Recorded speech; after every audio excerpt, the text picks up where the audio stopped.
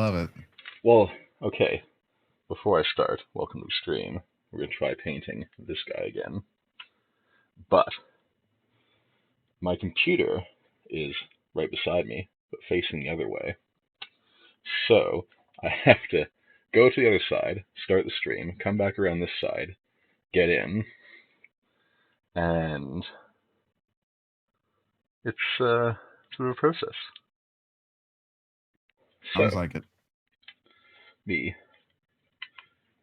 Once again making use of our handy magnifier to move on to the next detail, which I guess will be the body. Is it indeed going to hit the floor? I might hit the floor. We'll see. I might hit the floor.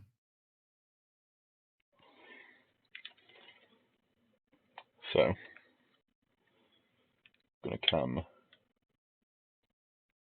right in with our Gehenna's gold. So, today at work, I work at a store, so I still have work. I was on lunch, doing video stuff, as I am wont to do, start a new patch over here. And the moment I sit down, doesn't the entire crotch of my pants, from seam to seam, explode? Oh my god. And it's not the first time. Like, it's the first time with this pair of pants, but it's not the first time in general. Jesus. So, luckily, for the remainder of the day, I had the butcher's jacket to wear. The butcher's jacket? Yeah, I work in meat. Oh, I see what you're saying. Pardon me.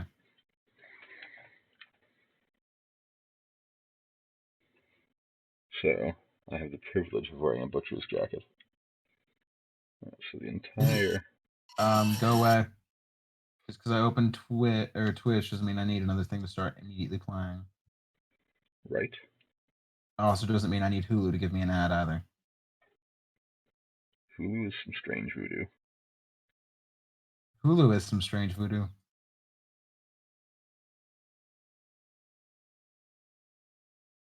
There we go.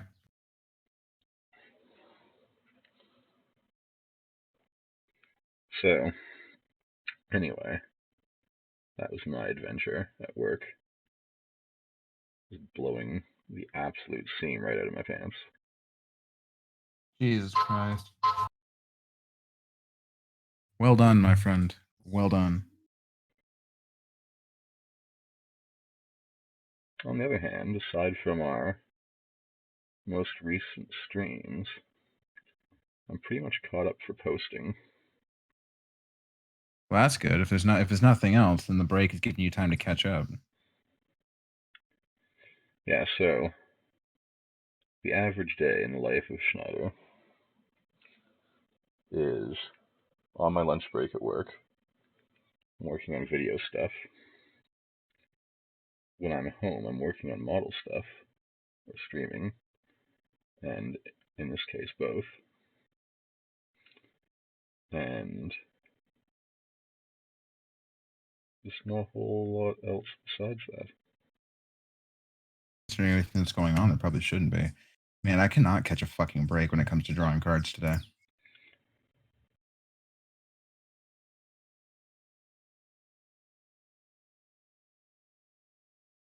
Is your deck designed to draw cards? I mean, my first hand. Like, I cannot catch a fucking break when it comes to getting a first hand today. It's rough. I've had to mulligan every single fucking hand I've drawn today. Have you considered tweaking the deck? I probably should, but this deck is kind of an all or nothing where when it works, it fucking works, but... Sounds like it's not working though. Is that a bird that just hit my window?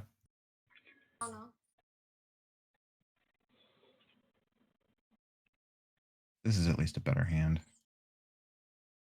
Kiora's Dam Breaker, you can go back to the bottom of the deck later.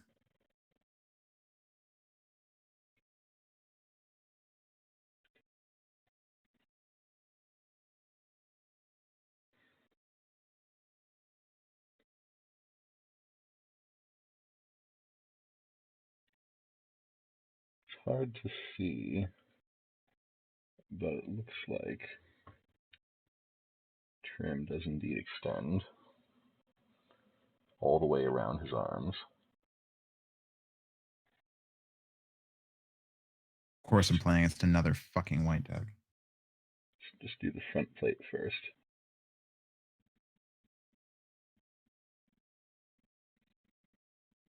That body isn't as big as I thought it would be. No. But altogether, he's monstrous. Literally, he has monster keyword. We also has armor that goes on him and all that other mess, right? Yeah. But he literally has the monstrous keyword because he's so big. His leg is about the size of a regular Primaris Marine. Damn.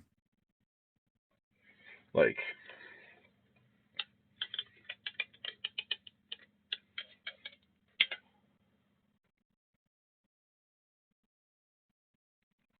if I can get one more forest out, I can get 2 Bloomhawks out. That gives me 2 proliferates. There's a Primaris Marine.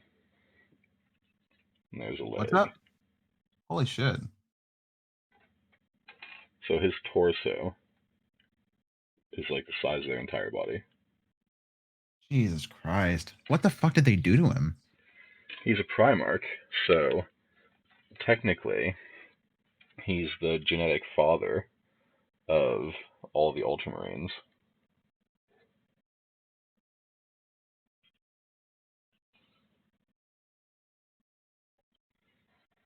He's one of those made closest to the Emperor.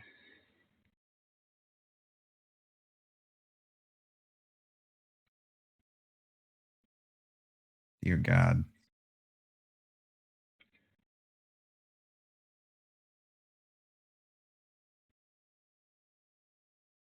Hopefully no one else has to listen to that engine going outside. I don't hear it.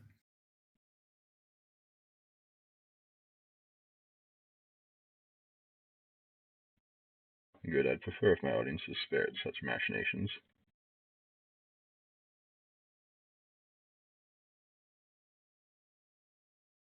This person also has no Johnny's Pride Mate I gotta worry about.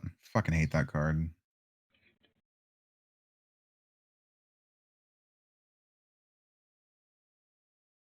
Also, for those who don't have it, not that I, have feelings about Epic's Game Store one way or another, but GTA 5 is free on that store right now. So if you don't have it, go grab it. Forgot to mention. In fact, actually, so many people went to that it crashed Epic's Game Store for a little while. Couldn't handle it. Couldn't.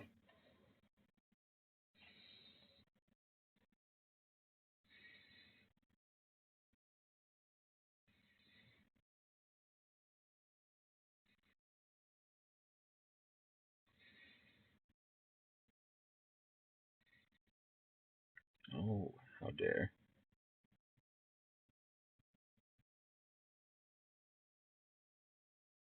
Just nick the blue ever so slightly.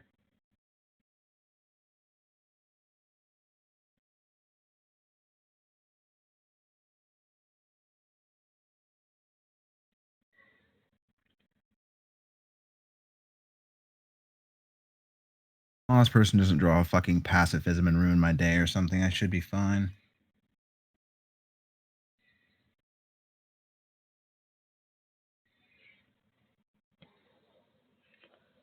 There's such a problem with that card.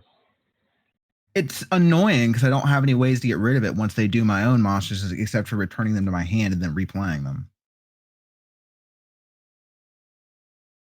I got a couple ways I want to tweak this deck to make it a little better, but I just haven't done it yet. I think there's a good black solution in Theros. Unless this guy thinks he can kill me this turn, he loses. some Farrakhan's Libation, I think. Let's see, destroy enchantment. I'm playing blue-green right now. Well, green is one of the colors that specialize in destroying enchantments. I just don't think I have any cards for that in this. I might, tweak it. You're gonna attack me? Okay, well you lose. So Let's get like a naturalize in there. better luck next time.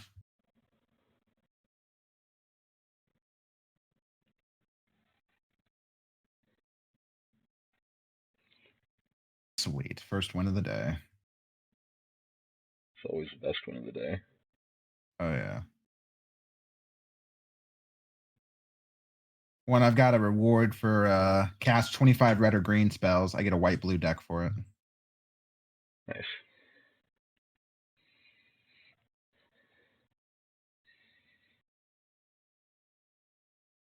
Might need to place a phone call real quick. Buddy of mine's not responding and kind of worried about him.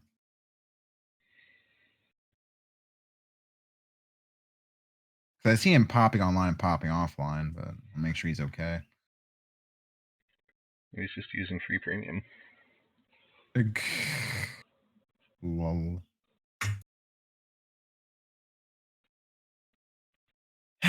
Yeah, I'm gonna go check on him real quick. I'll be a moment. You gotta do what you gotta do.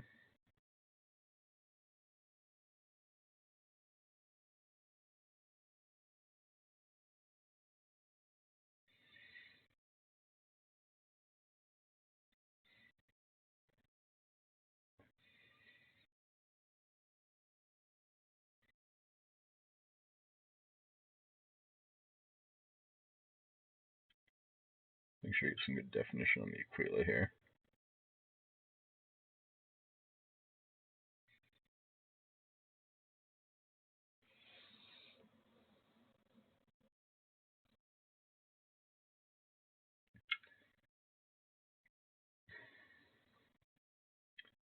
I think a cat hair snuck onto my brush.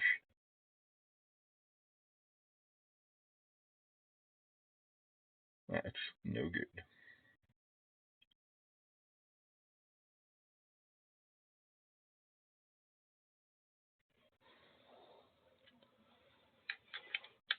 I'll actually clean the brush and start again.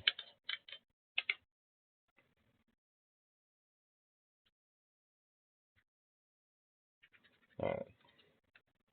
Just take care of any stray hairs.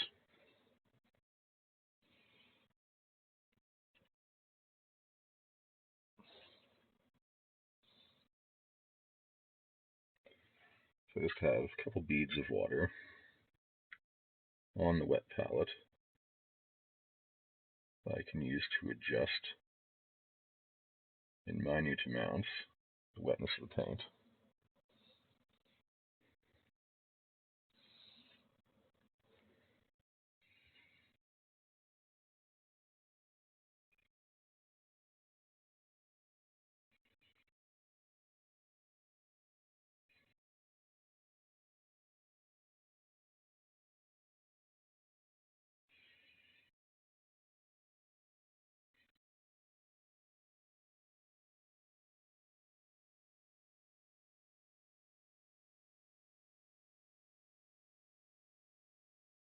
Not gonna lie, the Aquila is my favorite part of the Space Marine.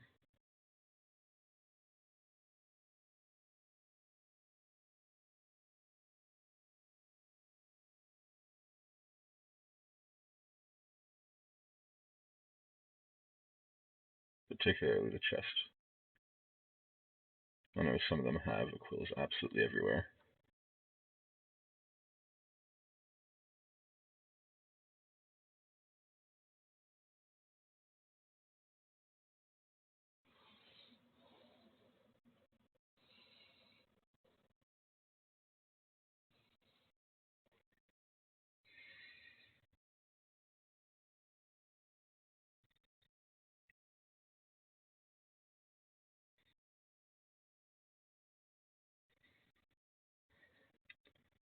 Maybe because I don't do a lot of heraldry.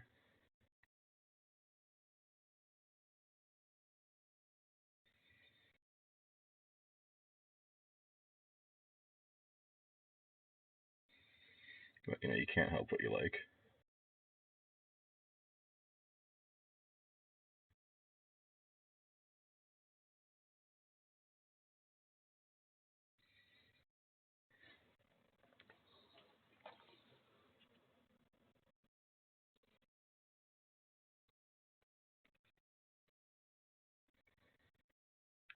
So I finish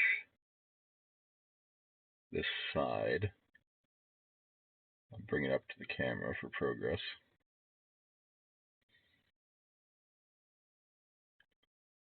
Because they're fairly symmetrical. So once you get a close-up of one side, you just need to finish the other.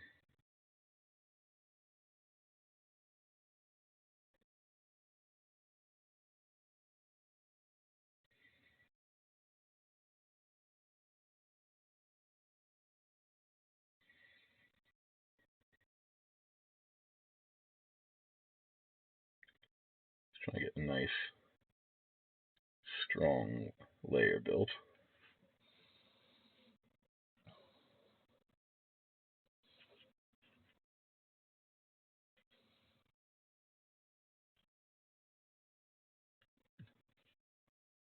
Just picking up literal beads of water. Do not want to overdo it.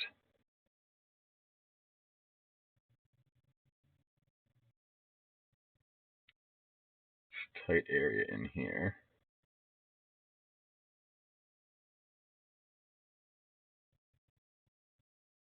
Sorry about that. It's all good.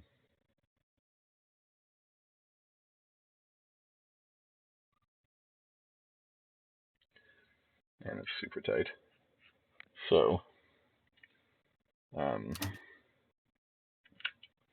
in that spot,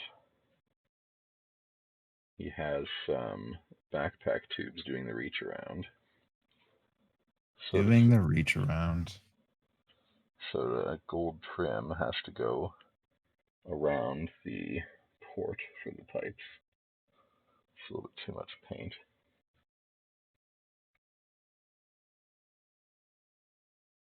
So you said you don't work tomorrow, right? Because you work today. I do. I work 7 to 3:30, and that's the only break to the on-off pattern. Okay. Which means no stream. You're probably not going to be in any streams tonight. I mean, it depends when I finish this for the day. I'm not going to finish all of this today, obviously. It's not that kind of stream. Oh. I mean, if you got work tomorrow, man, and you got to be up at like 4 or 5 or some heinous shit, then sleep. I don't want you, tired as fuck just because you're staying up for me. If you need to sleep, you need to sleep.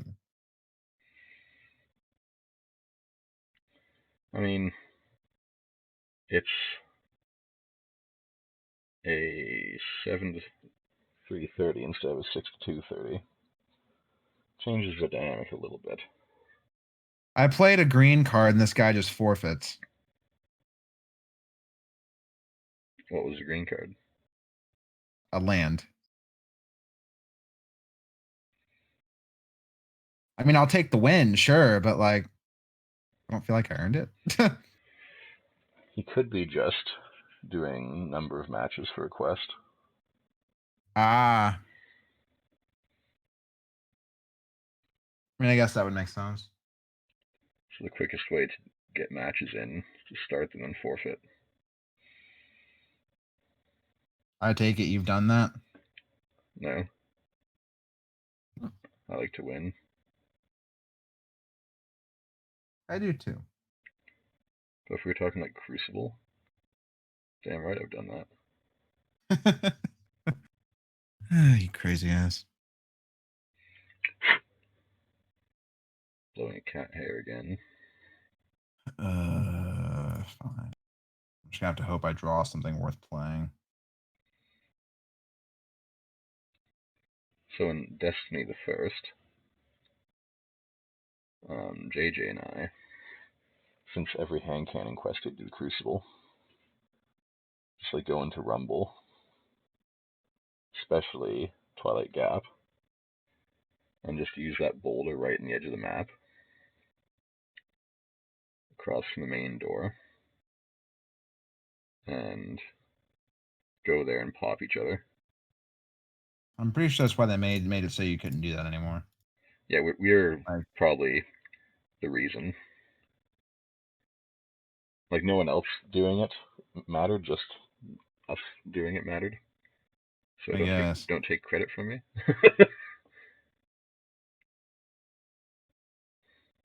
And then when the random curious guy came over to see why we kept dying in the same spot, we both turn around and pop him. Oosh.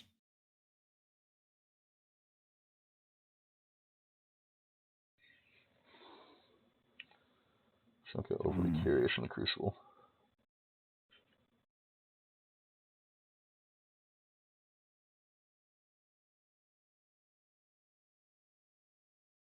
I'm probably going to lose this one.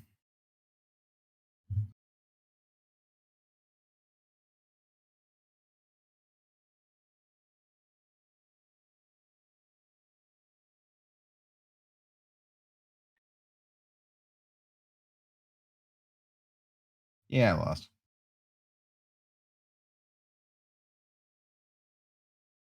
Don't waste my time.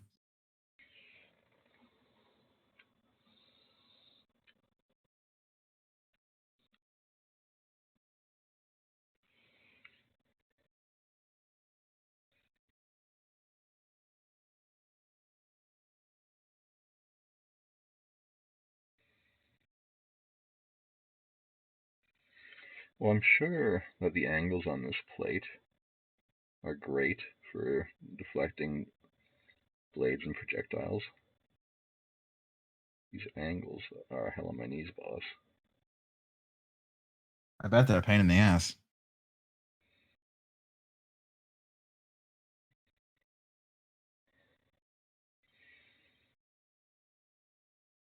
This could be a worse hand. Don't encourage it. I mean, it gave me 2 Guild Pact Informants, which on their own aren't great. But if I have a card that already starts with a counter on it, it's incredible. God damn it. I accidentally clicked Mulligan. Yeah, well. Goodbye, New Horizons. Goodbye, Stealth Mission. I'll have to make do. Like At least I Country got a Boys? Pollen. What? Make do like Country Boys? I guess. At least it gave me a Pollen Bright Druid, so. That's a great fucking card.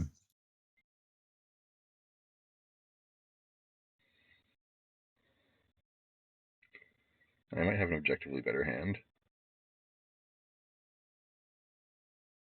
I mean, it's a 2/2 for 2 mana. Can't bitch. And then if I can get a Planeswalker out, I've got Bioessence Hydra, so. You're relying on that card way too much, though. What, Bioessence Hydra? Yeah. It's a good fucking card. Yeah, but I'm always hearing about it. It's like your only card.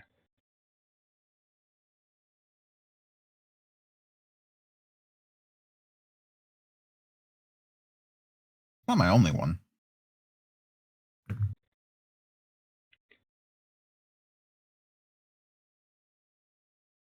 I had a pretty sweet Spark Double win earlier. That was pretty awesome. There you go.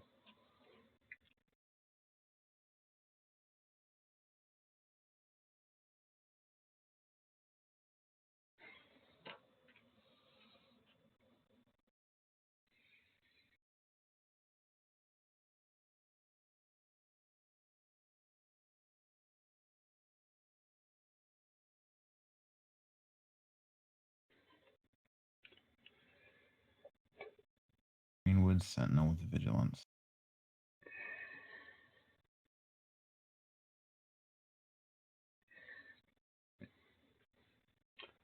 Alright, so this is where we're at right now.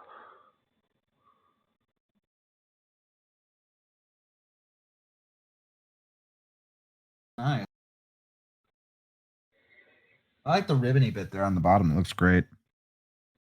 Yeah, it's got a lot of that going on.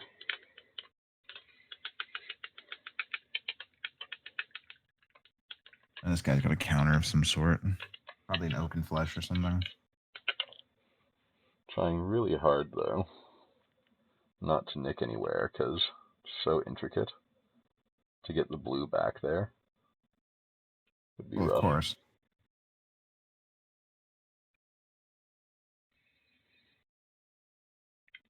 The I think I have entirety 5 of lands. this is also gold. And we can paint this in quite roughly, because when we shade it, it'll define the feature.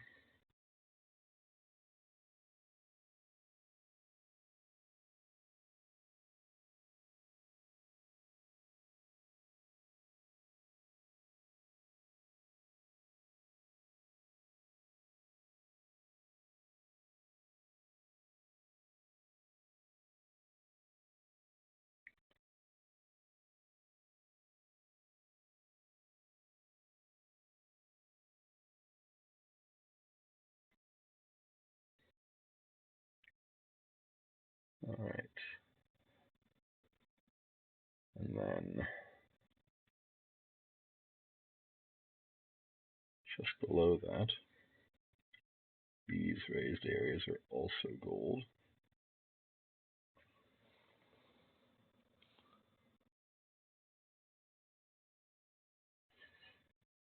Even though there's lots of detail, at least it's not a demanding palette. That's good.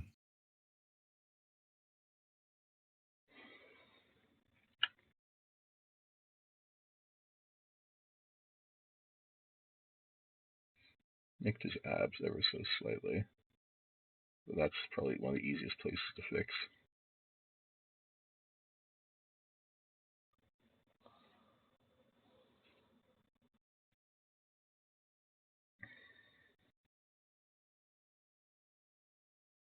Kind of figured that'd be the case.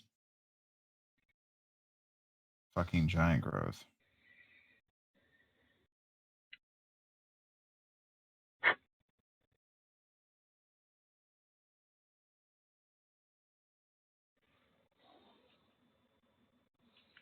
You can't complain about giant growth when you're also playing green. Oh, I know. I'm just glad my assumption was correct.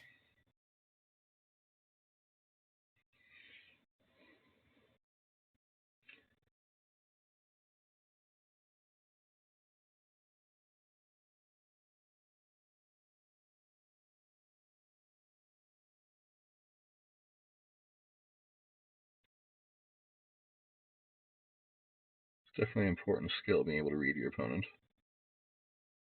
Well, Magic Arena also does that thing where if there's a pause between each of your actions, you know they have an instant. Which is a little bit garbage. Oh, it is a little garbage. I'm going to take advantage of it, but it is a little garbage.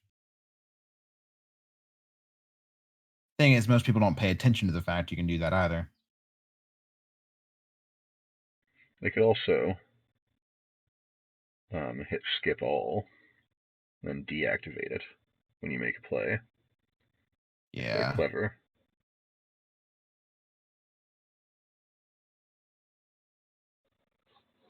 Oh, I have the hand I need to win. I just have to be able to play it.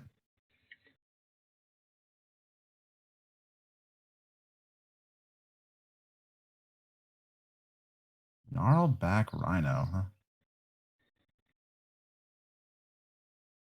That's a 4/4. It's going to hurt, but it could be far worse.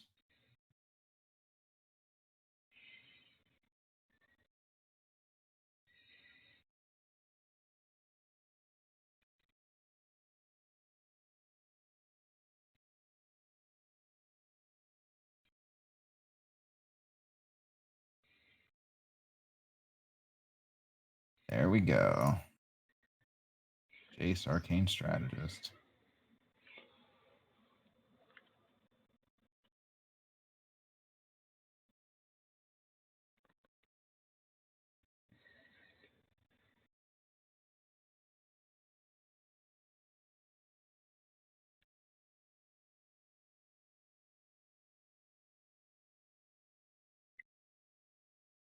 Now I just have to not die this turn. Often easier said than done. No question.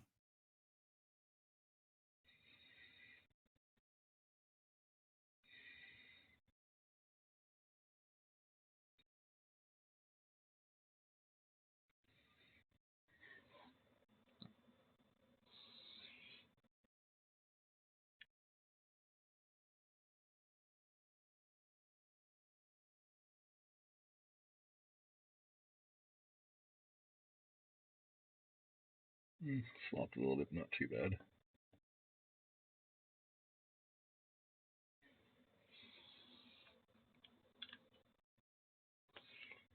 Try for a little. This guy's like trying to figure out what I'm doing so badly.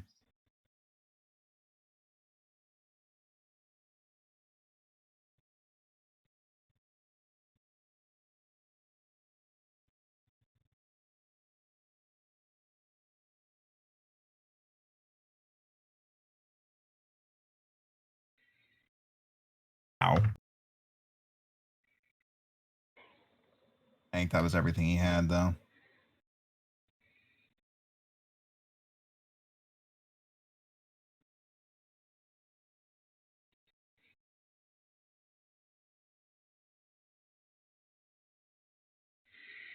Either that or he's playing out like a fish.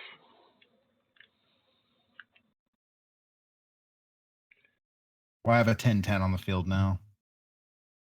So next turn, if I survive this next turn, he's dead. What color Either is that he? or he has the... Huh? What color is he? Green. Not a lot you can do about a 10-10 when you're also mono green.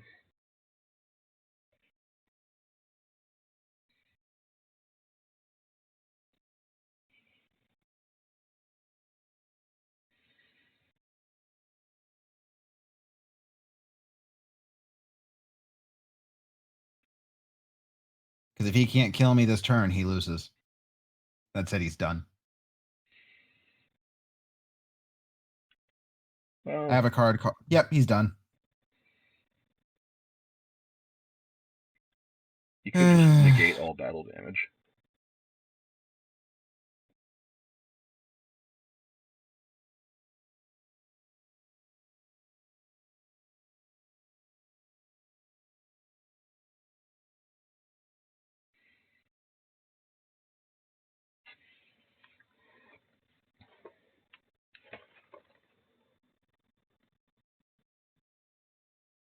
Alright.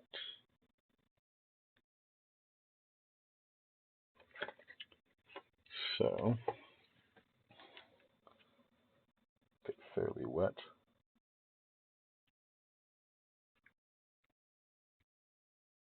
Also have to do here.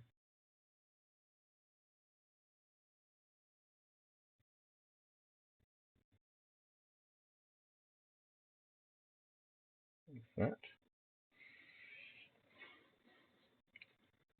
And his dick plate.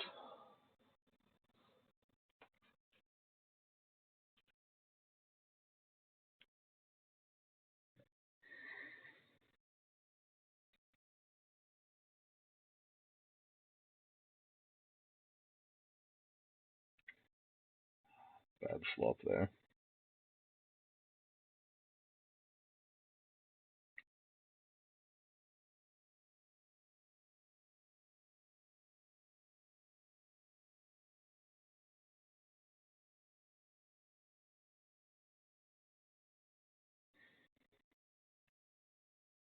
Just keep in mind that whenever we have slops, we're not going to fix them until we completely finish the gold.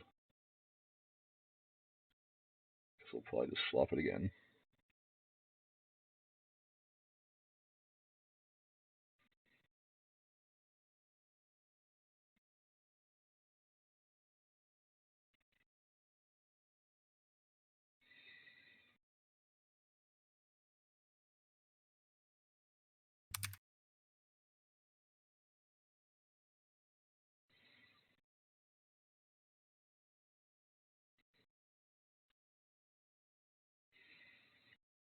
there are definitely some parts of this model where it would be easier to base coat in gold and add the blue.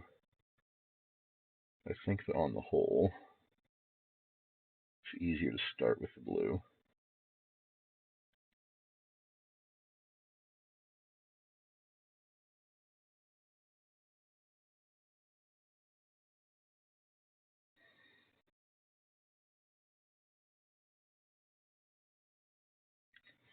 What a decorative codpiece.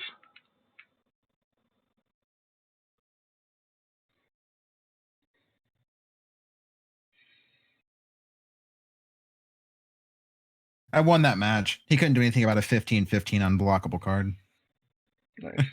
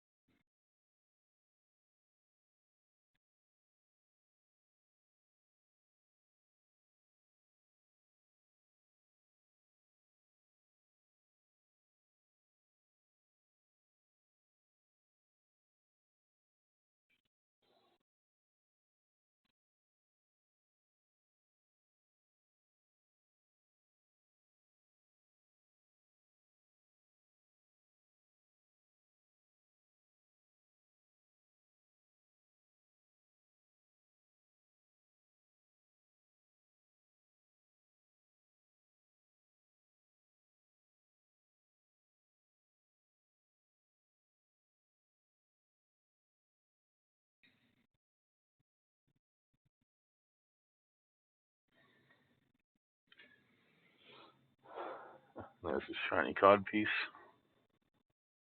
Shiniest of cod pieces. It's looking nice, man. The gold detail is really fucking fine. Yeah, it's Helamanese. Hey, you were saying that. I don't doubt it. Okay, so that is gold. They don't show a lot of his back.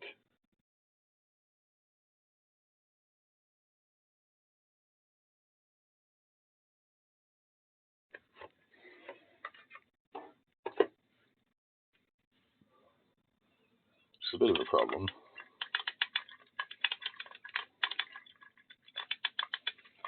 Even on Games Workshop, when they have a 3D rotating model, the way they do it is just take a series of snapshots. It's one of those. Yeah. So don't really get a lot of Those freedom are a with pain in the movement. ass. Deploy some gold back here. Tie in with the other side. Got an interesting planeswalker this time around. Yeah. Kiora Behemoth Beckoner. It's not bad.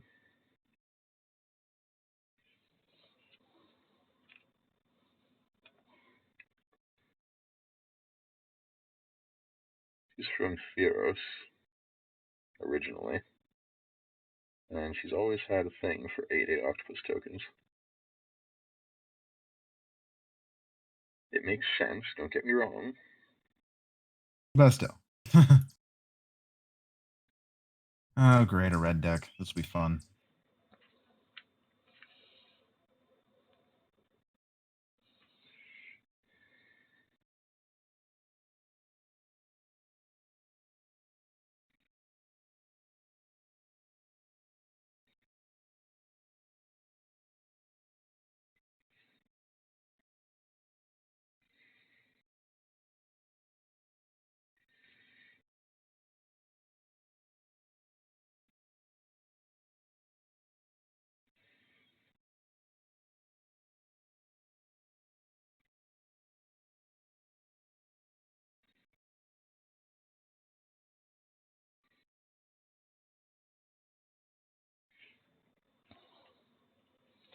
Could be a slow red deck. It's not. Pack Mastiff, Chandra Spitfire. I don't think so. Seems like he's going for the quick kill. Of course, he uses shock on the Planeswalker. I mean, I'll give him that. He's not stupid.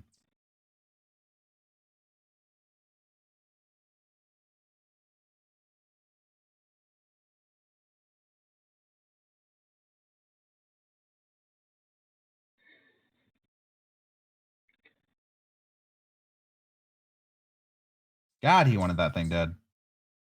Blew like 2 spells on it. Blew like, dear God. So Well, nothing else. Planeswalkers, a little bit difficult sometimes. It's like, how important is it to kill it? How much damage do you assign the Planeswalker? How much do you assign your opponent?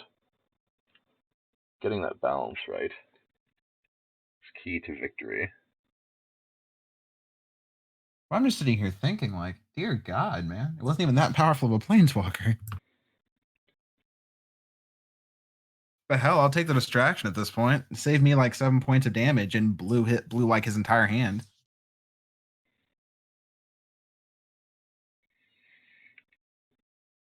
Yeah, sometimes it's cool like that.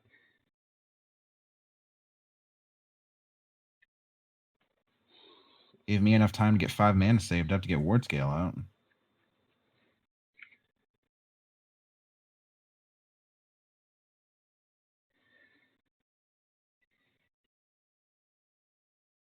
Cool.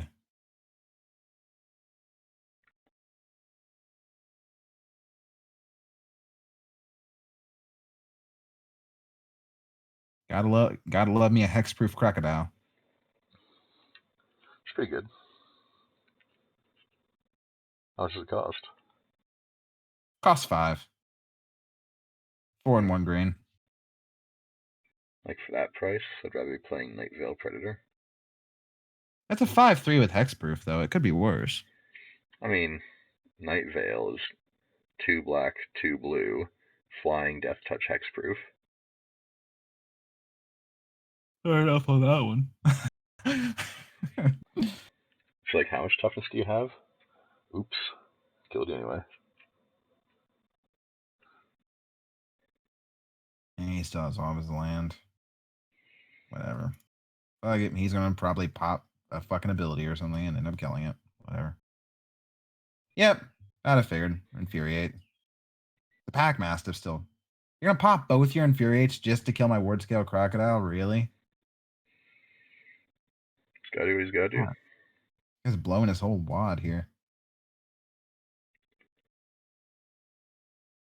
He's playing one of those all or nothing decks that we hear about. I guess. Light jab at Durf. Go to hell.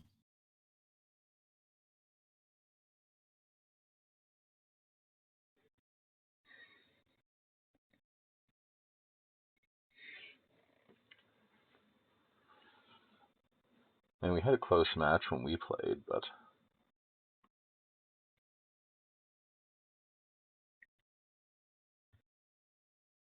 if things didn't happen exactly the way they did, it would have been a pretty easy win for me. There we go. Pack Mastiff down. Thank God.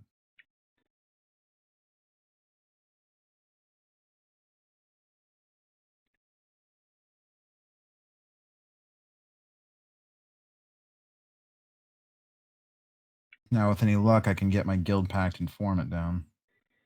So this part is especially hard to paint. It's the front part of his leg attached to his torso. So I don't have any other part of the leg for reference.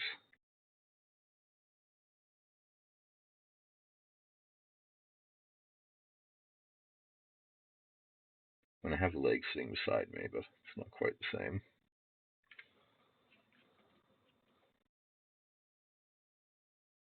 Erratic Cyclops. Interesting.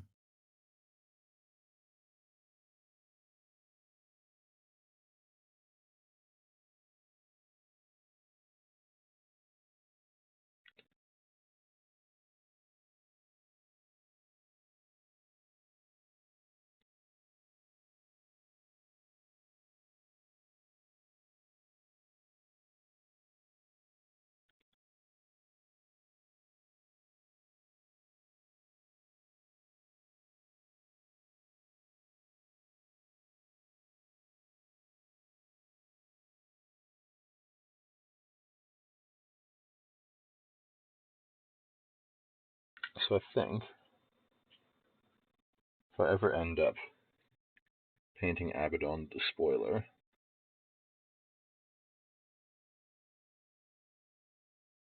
I will plan out my sub-assemblies a little bit differently. Makes sense to me. Since he's the Dark Mirror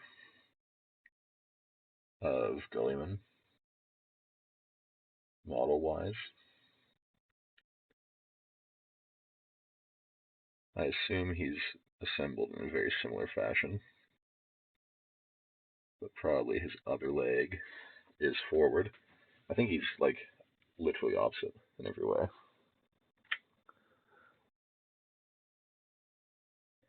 I think I'll actually attach the leg on this side that has the torso bit,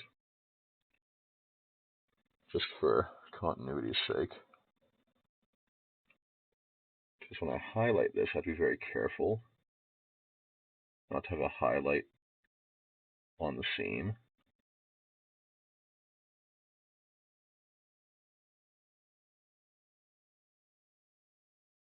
Because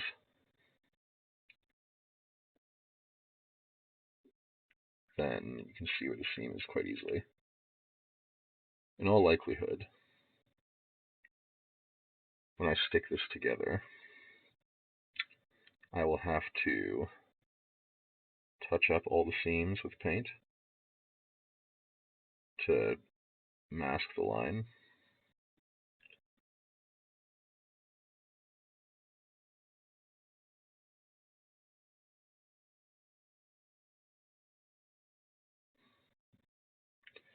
I think I'll do his rear plate next. I just don't want to do the arms yet. It's my stream, I can do what I want.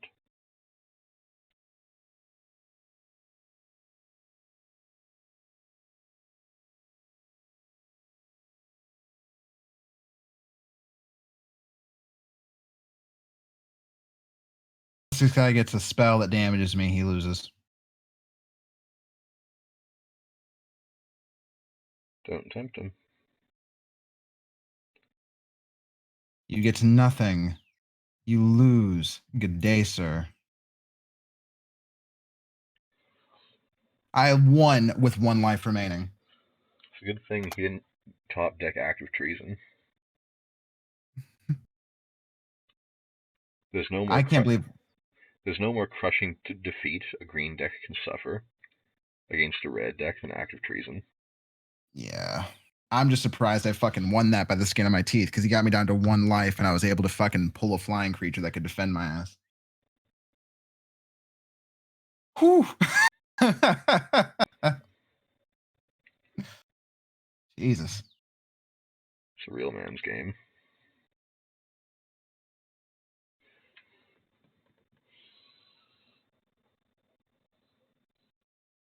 Buy another pack.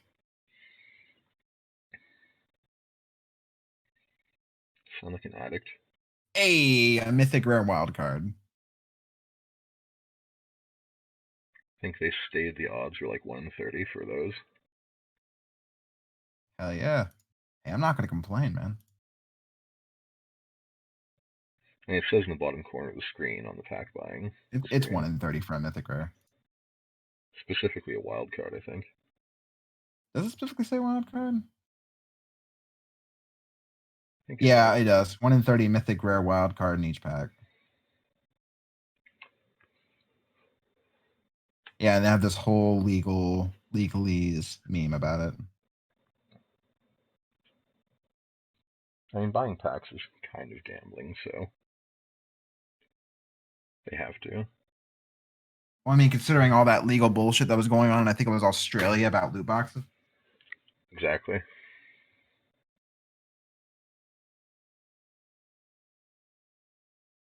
I mean, I, for one, don't necessarily like them, but I get why they exist. I mean, maybe it's a strange opinion for someone who plays card games with randomized card packs, but I really think they have no place in video games. Really?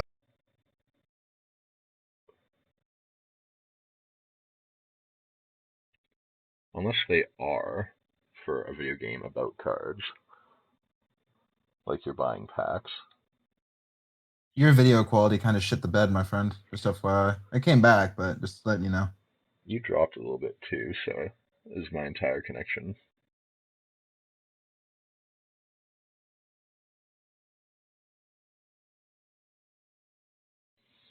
I said it came back, but just an FYI. Yeah. And both these draws sucked.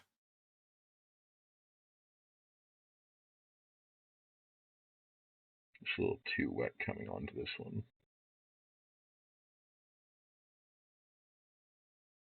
I have to touch that up a little bit. The wetness caused it to run somewhere I didn't want it to. That's okay.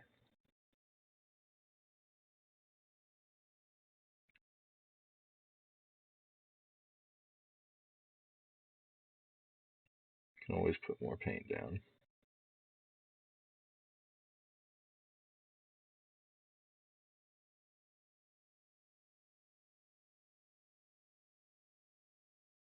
Playing against a black deck. This ought to be interesting.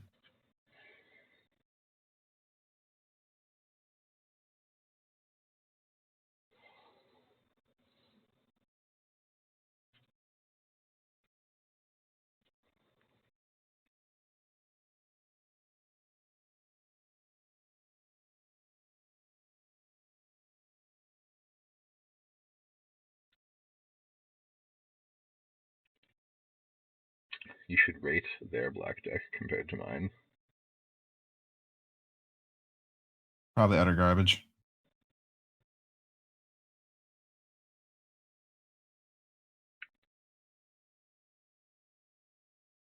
Mine, theirs. Theirs.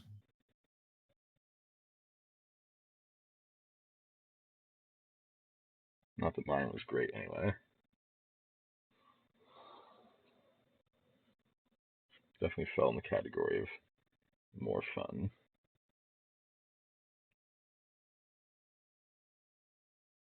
Let's touch up this collar a little bit.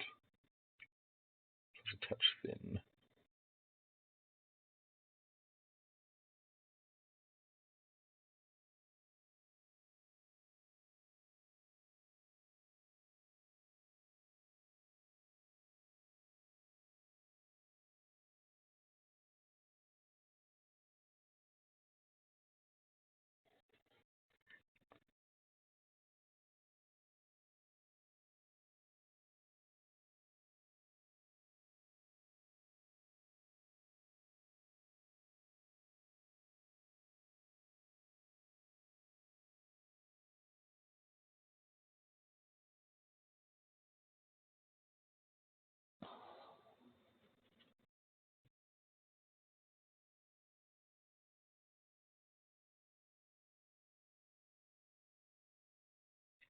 We do want to make sure that we're getting a nice strong base coat,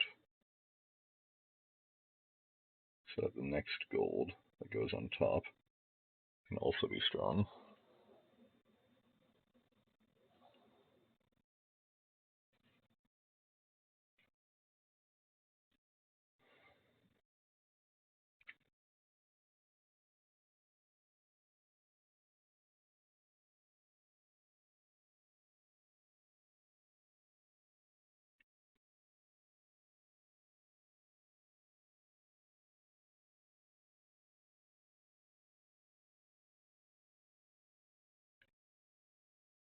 This entire big area here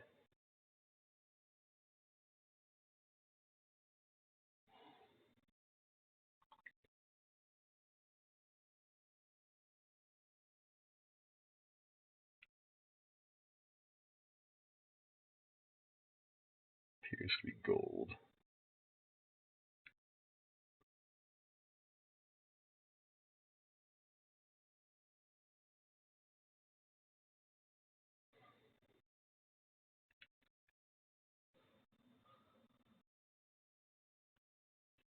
What I might do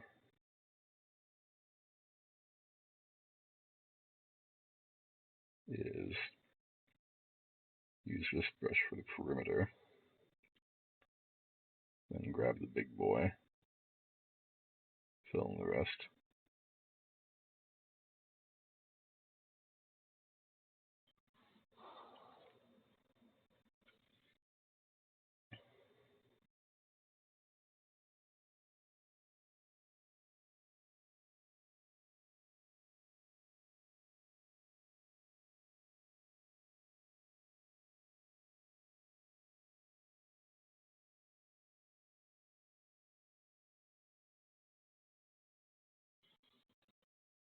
I'll just do it all with this one. Let's see. It's kind of just turning into that.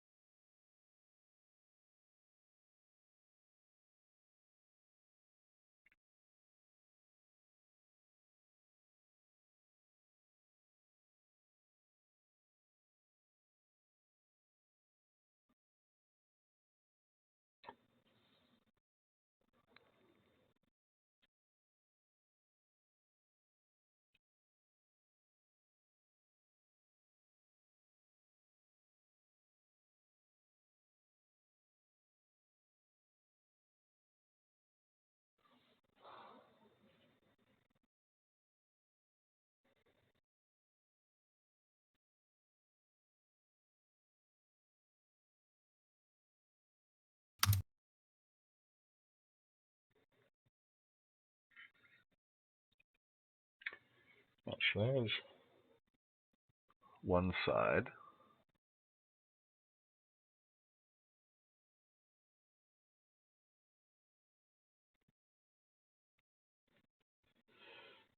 The other side is much the same. And let's see if we can even see with this backpack on. Yeah, we can still kind of see those.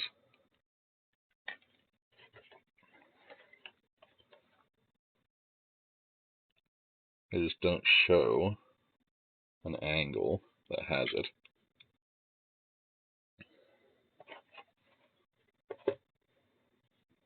And there's also the eagle riding shotgun back here. I think you'll still see them, at least on the Power Fist side.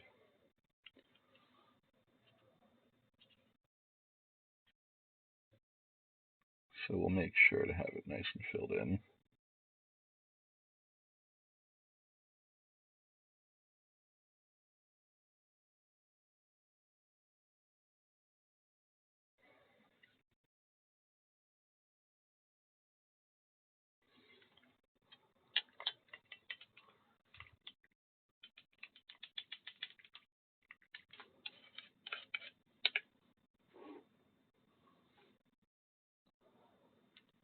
And oh, what fun we'll have when we're doing the shading next layer and the highlights of this part. Basically just get to paint it all over again.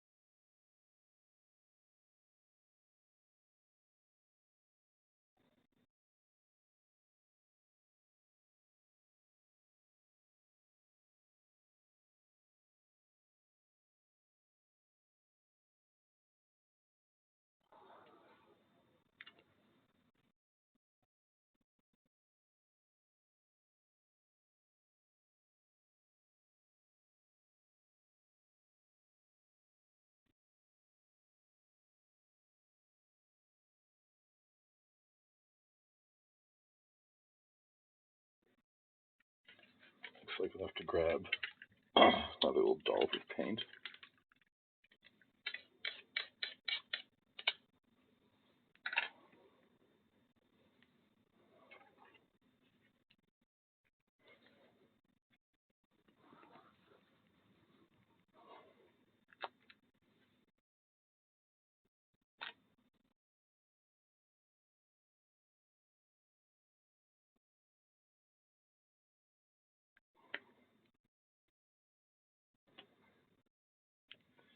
And while I've got paint on the brush, let's just fill in some big areas here.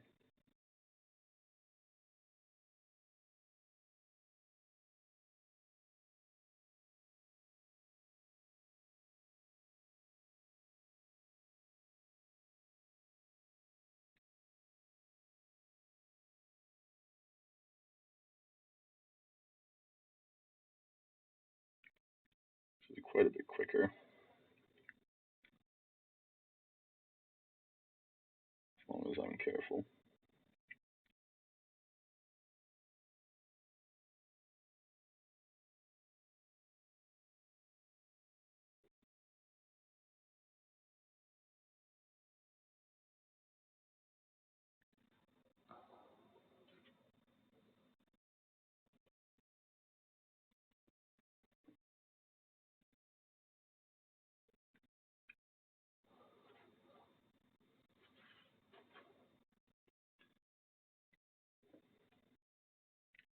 Getting paint in my finger like that was like the exact opposite of being careful.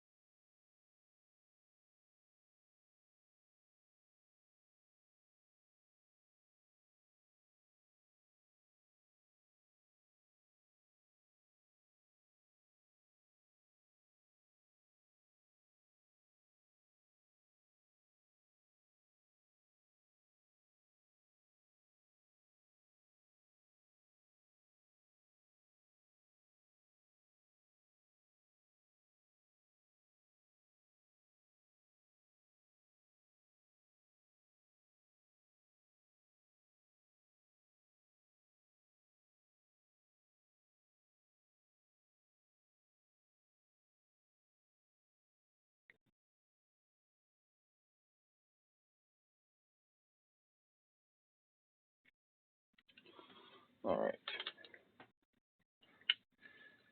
So I'm thinking those bits in his back might be just metal and not gold. But most definitely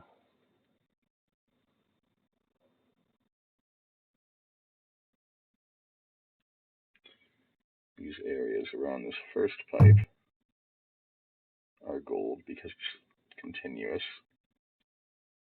with the armor pattern.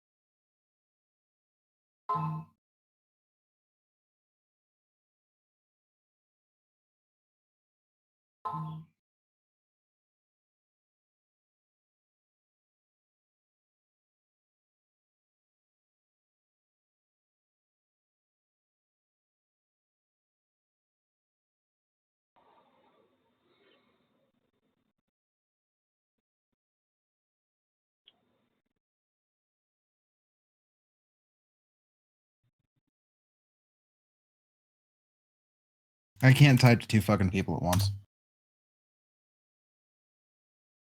Yeah.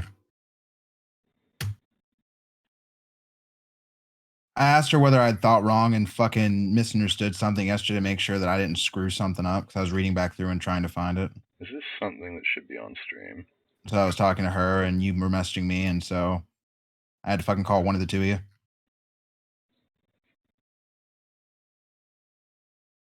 I'm trying to figure out where I read that and would have gotten that idea from. Because she just said oops, so that makes me think that she did accidentally say that. I'm trying to fucking find it and I can't fucking find it. It does say family friendly in the tags.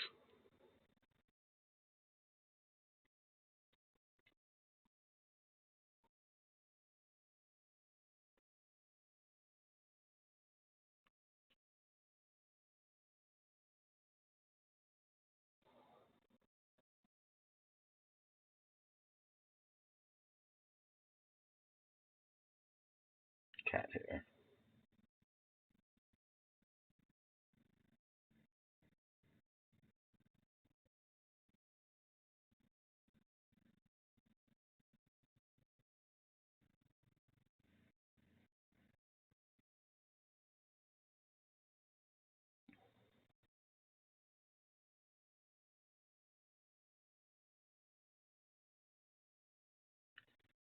There's supposed to be a thin blue line there, I think, but it's hard to see. So I'll just shade it with Okay, I see where I would have gotten that idea from. I found it. flesh shade.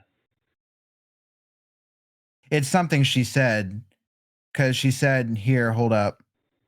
Yesterday at 12:29, my definition of serious is genuinely wanted to be with someone forever. This dude's from fucking India or whatever's. I said this is not even really most people to see it, at least not me. Next thing she said was the chance of us last more than 3 months is slim. I'm sorry. Then I'd said, but I'm trying to get through the whole thing. I'm sorry. I can send you just screenshots if you'd prefer, but And this is where we're so I'm at. sorry. And then I said, but he does not know that. And I said, sorry for the caps because I accidentally had caps lock on. She said, I'm sorry. But you cannot assume anyone but you knows that. I did not mean for this to happen. Let's see, where was it? So you have to look at it from someone else's lens. Saying about, am I supposed to live my whole life and to check my relationship with him? I said, no, but be as clear as crystal. It's not going to happen. Then don't fucking lead him on. She said, bro, I'm not even clear in my own head. I said, then be clear about that. She said, the whole thing happened too fast anyways. I said, then tell him that, be public. And she said, I blocked him and didn't give any clarification for it. So I assumed that meant she blocked the other guy she was dealing with because the above line was that this whole thing happened too fast anyways. So I assumed it was because he was being pushy.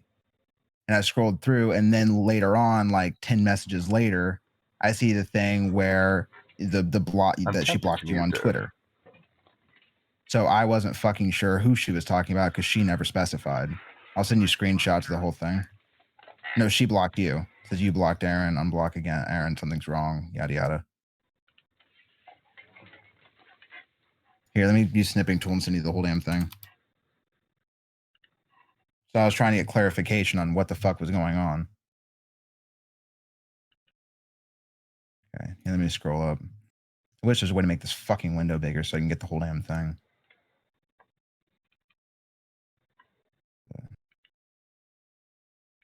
Okay.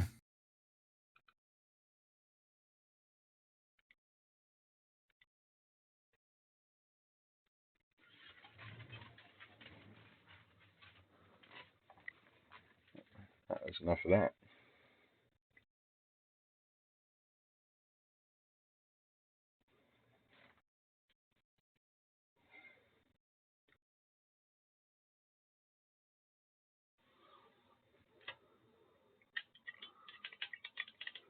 My paint got dry.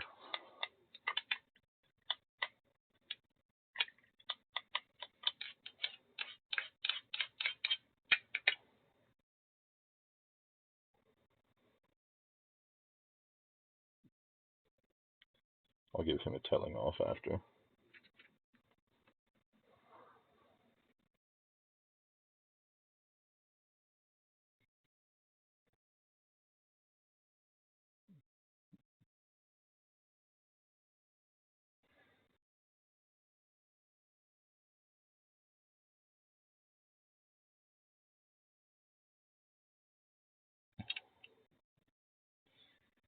So the entire cross, as well as the rivets, are gold.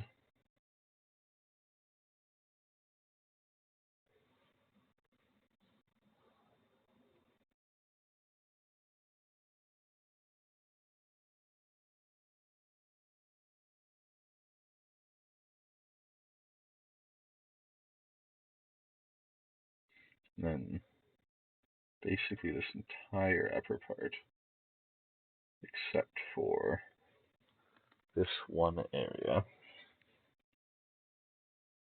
is going to be gold.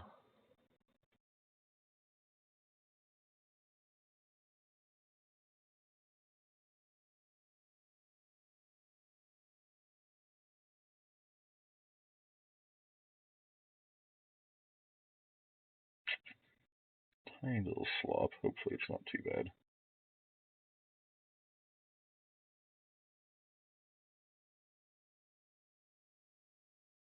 I'm just going to carefully go around the edges of the blue part.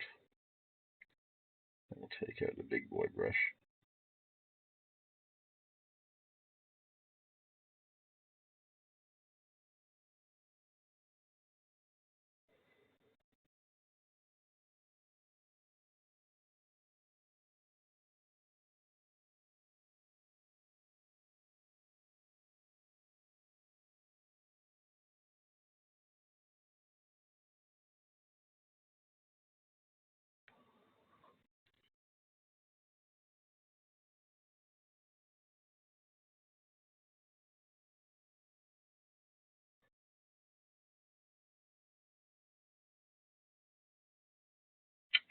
Man, that one corner, I just can't help but dump gold in where the blue's supposed to be. This one here, the iron cross.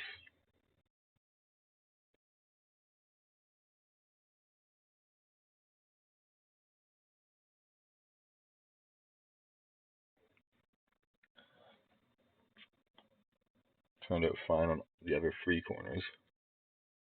Just didn't like that one.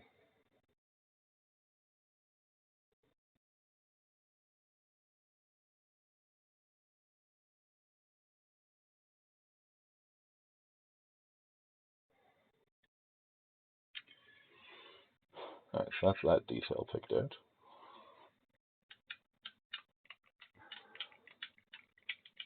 Wasn't even on the camera. Let's try again.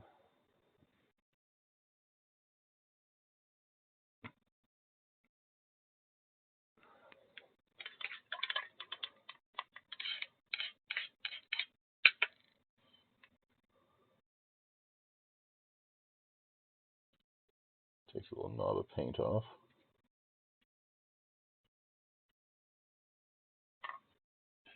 And we'll use the number one brush.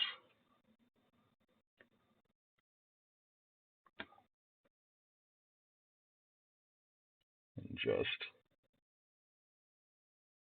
absolutely go to town on it. Still being a little careful around the part that's supposed to stay blue.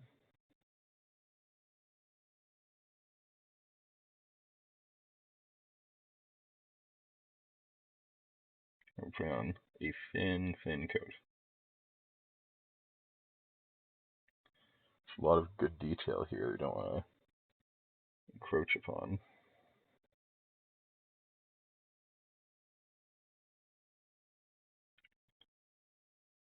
But you want to make sure to work the gold into every little nook and cranny.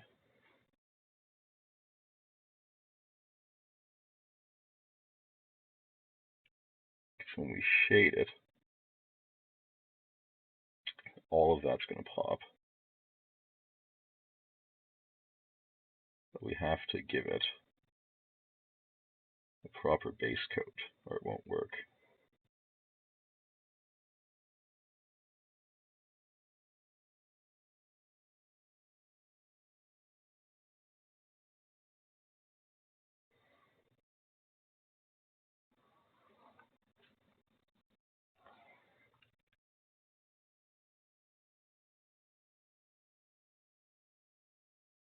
There we go. I have to grab a little more paint.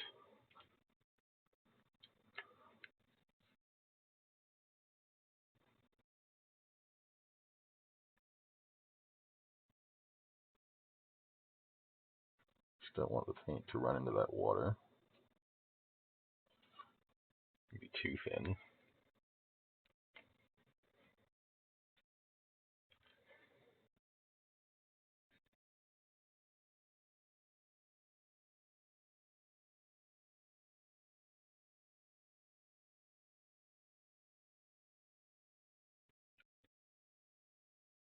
So if the paint's too thin, it won't stick to the plastic.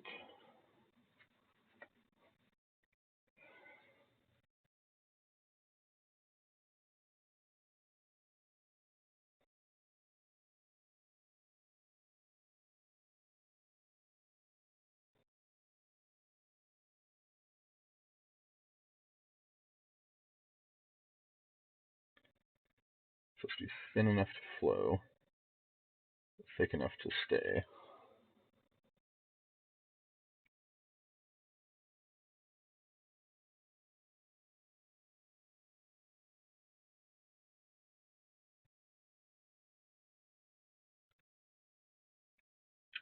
I want to get all the angles covered too.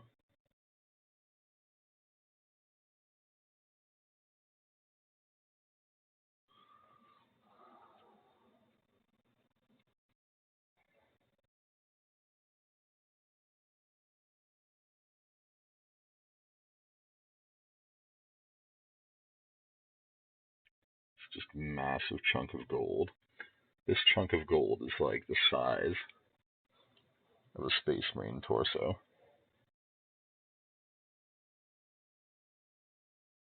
Not the entire Space Marine, but a good chunk of it.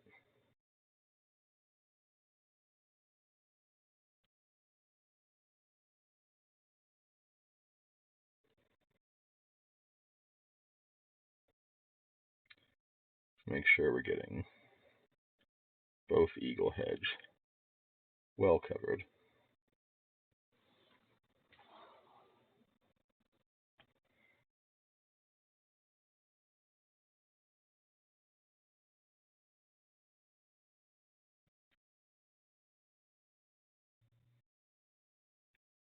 And all the recesses and the feathers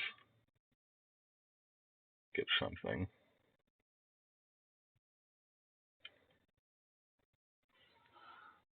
And we'll probably have to wait for it to dry a little bit and do a second coat. That's perfectly fine. Let's not forget the backside and the underside too. Probably don't want to get this part though, so be a little bit careful.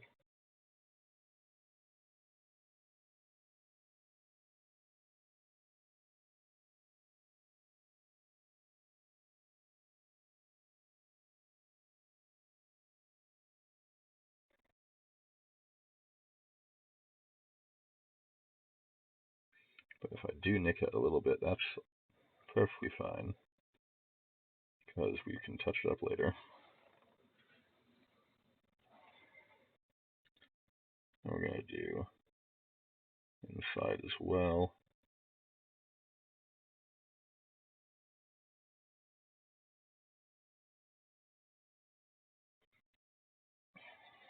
And the underside.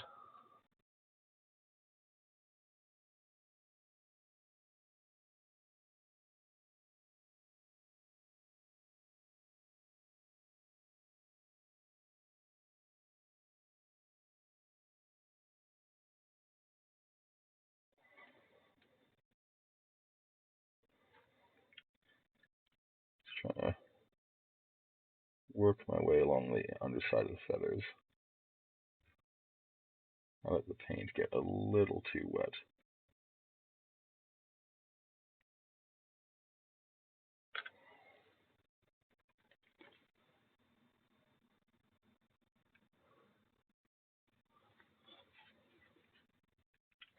So let's just add a little dollop more paint to the mix. Balance the consistency a bit.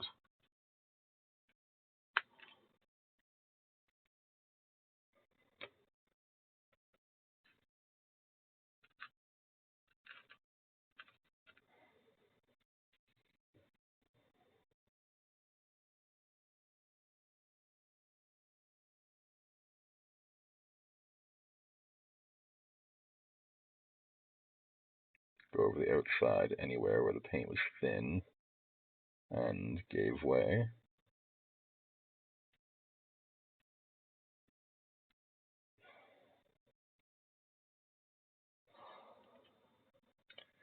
Once again, it's just so important to get into all the crevices here.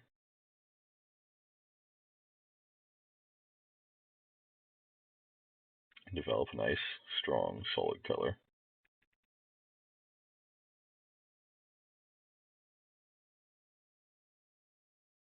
It's also very hard to manipulate.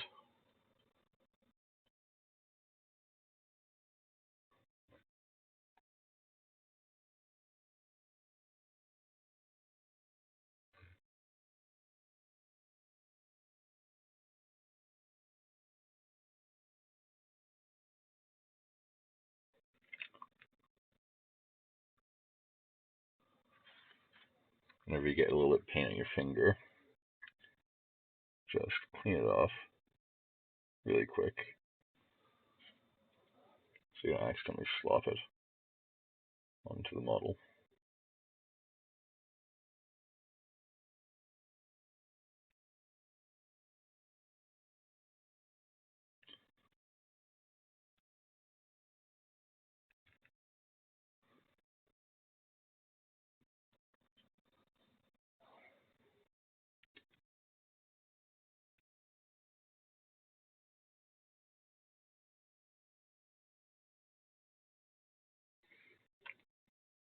We want to try and get the underside, the tail feathers too.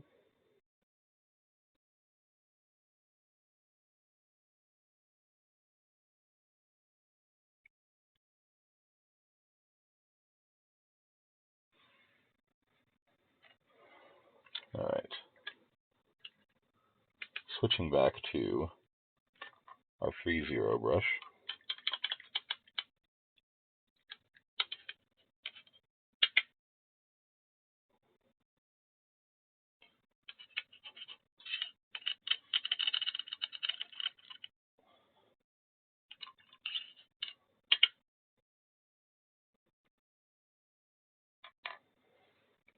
Quick paint check. Quick crack.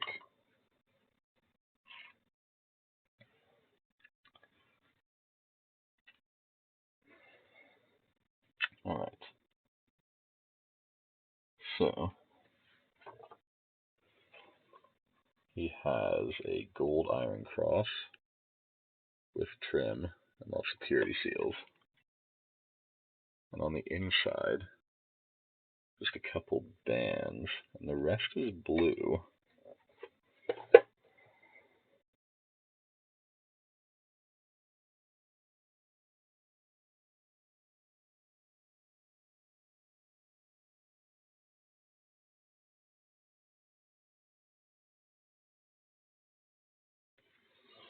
Alright.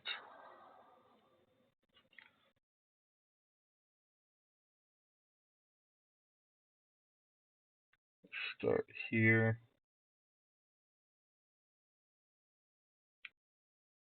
Just curl.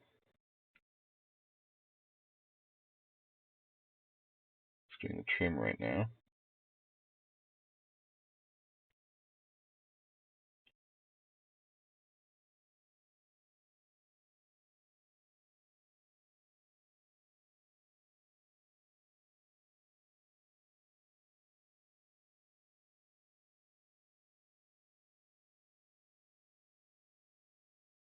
As far as the eye can see.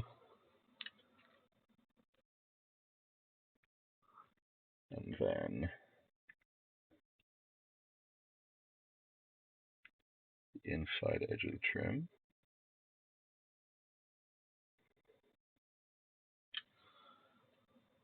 The outside edge of this trim.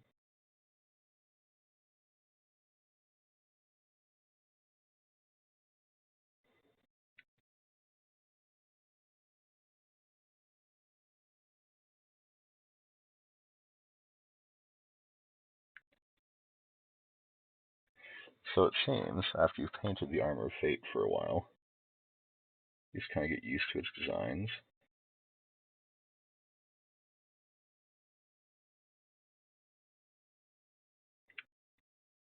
And they're a lot easier to follow. Trying to avoid the coupler on this pipe, which I do believe it is lead belcher. Indeed seems to be the case. I'll tap it a little bit on the way by, just so that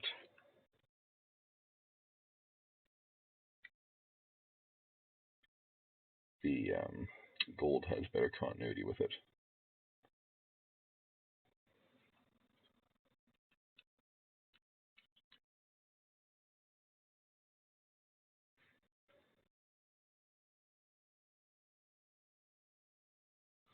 Let's see what.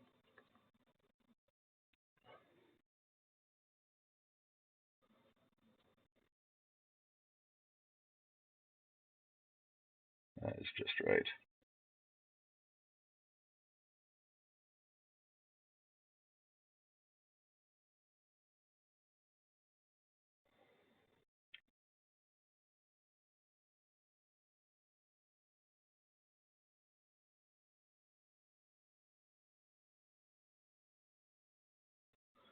Very nice.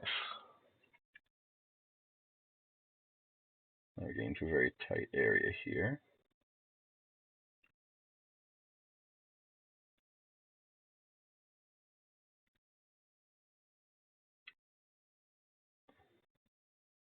So going up into the elbow joint.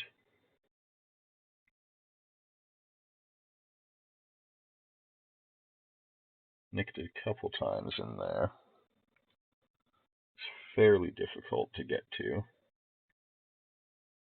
Luckily, the parts I nicked are fairly easy to get to.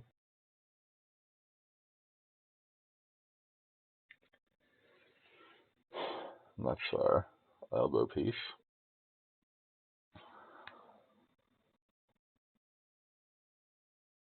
A little bit dark.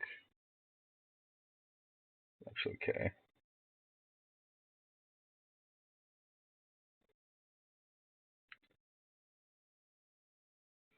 If people like the painting segment and subscribe or donate, I can get better lighting. If not, I just have to make do. I'm going to finish this project either way.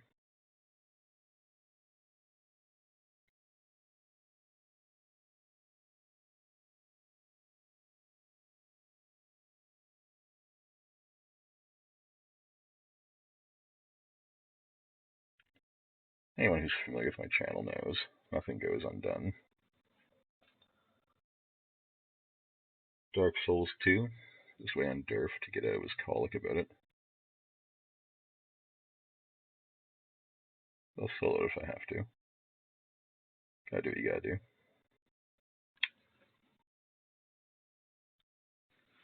Inside. I can't see the inside. I have to assume that the gold trim is continuous.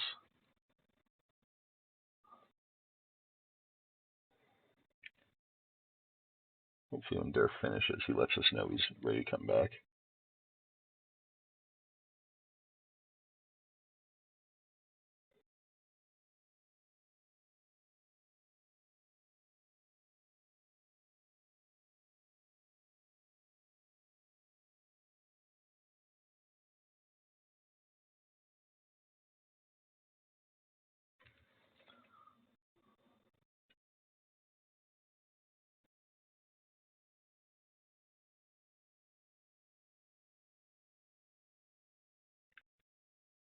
Probably could have used a slightly bigger brush for this part, but just didn't want to risk it.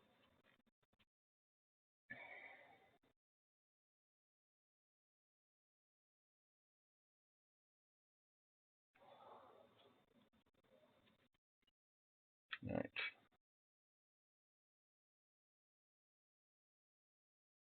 Just gotta very lightly the edge of the brush. Take out the raised areas. It's way too much paint.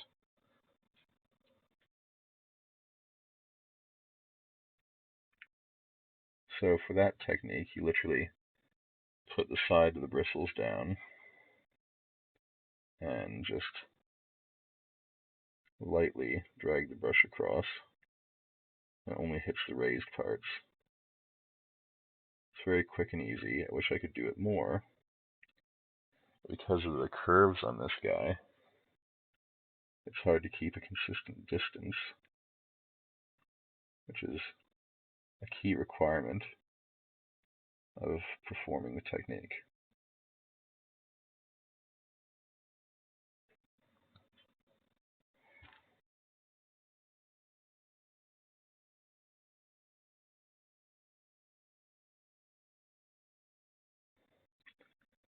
Roboute Guilliman should be his name.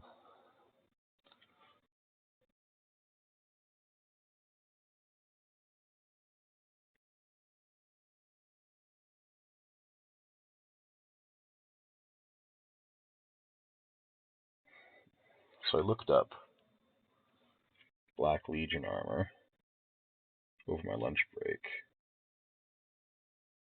because eventually you have to paint that Chaos Space Marine on the base.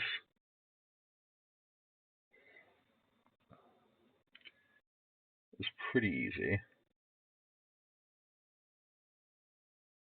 Starts with Retributor Gold and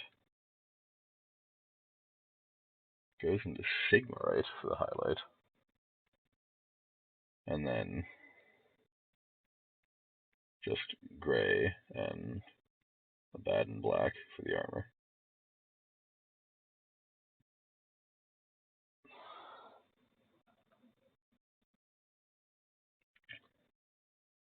So the armor is very easy. I'm assuming either Mephiston red or Corn red for the visor and the jam and mill, the Chaos Star.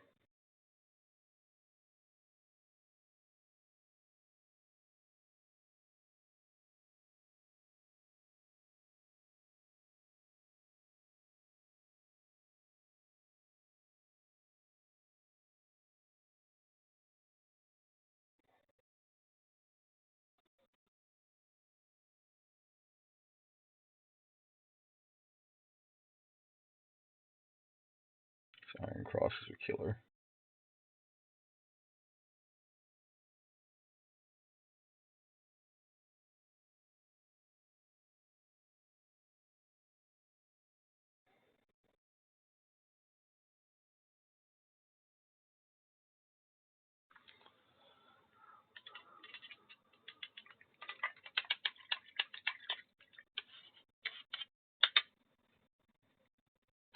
Alright. And that's that arm done.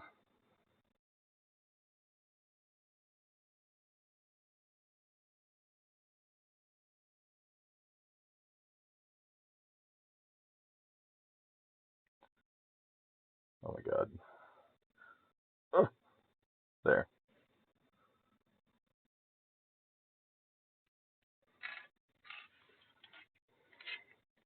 So that, sit on here like this.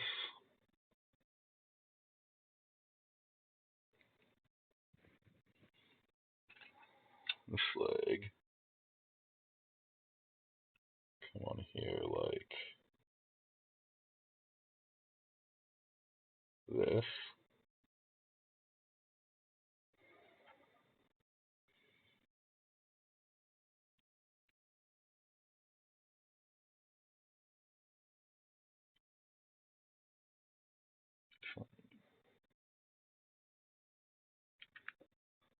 Just trying to get the Captain Morgan stance. It's actually easier if you put him on the base.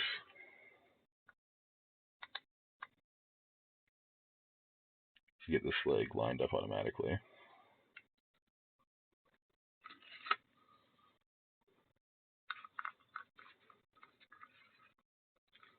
Then you know that one goes in the eagle's head.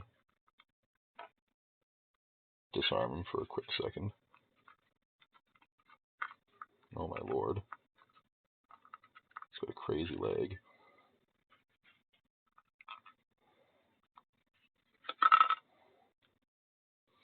I just wanted to pose him up.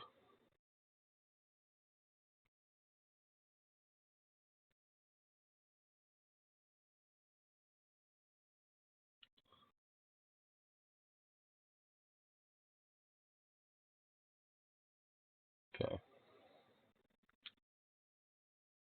The leg bone connects to the hip bone. Like that.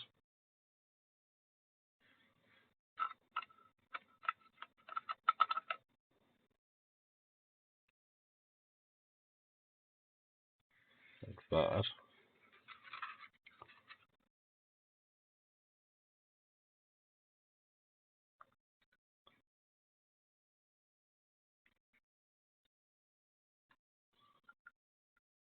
Like that.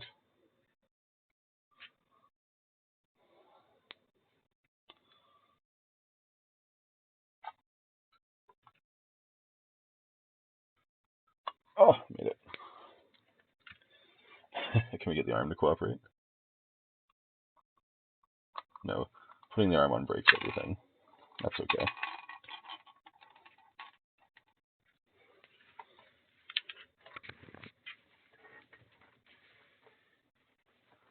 We tried. Let's do this sword next. Because it is the entirety of the crossguard. I really can't tell if the bands are gold or not. I'm going to say they are. They look kind of silver on some pictures and kind of gold on others. But Liberator Gold is very pale, so it's probably gold.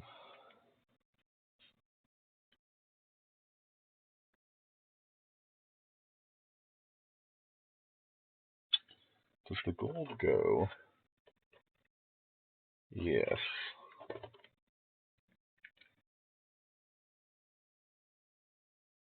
So the gold goes all the way down these,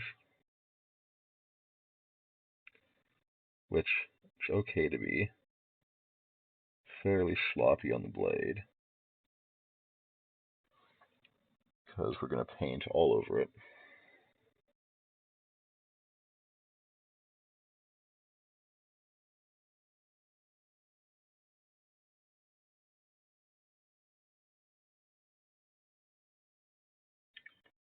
No need for formalities here.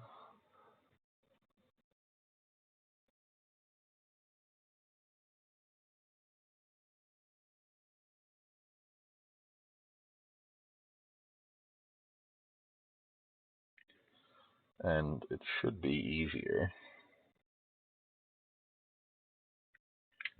to paint the fire around the rods than try and paint the rods gold without damaging the fire.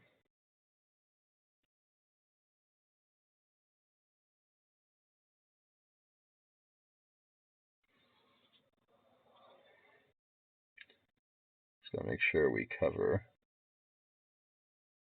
all the angles thoroughly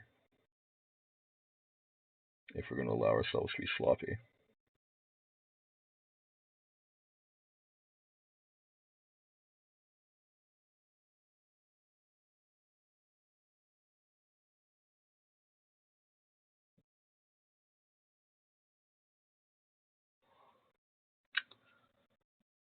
So we have to be a little bit careful.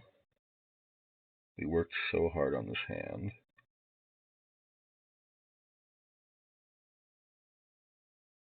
Missed a spot. Okay. We worked literally so hard on this hand.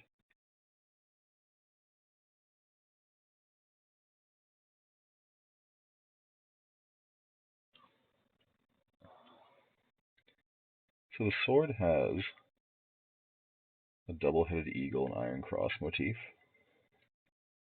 but not gonna lie, the eagles look like chocobo heads.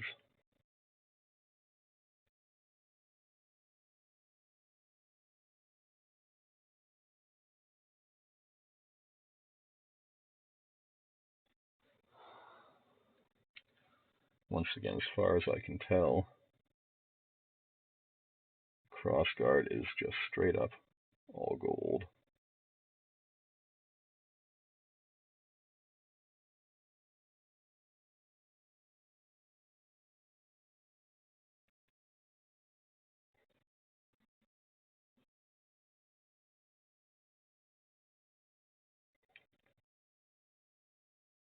So except for the part near the hand,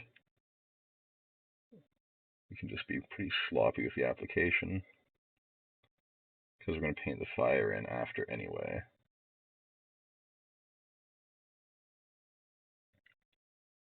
So as long as we don't get any on the hand, we're good. Also, welcome to the stream, fourth viewer, whom I don't know how long has been there.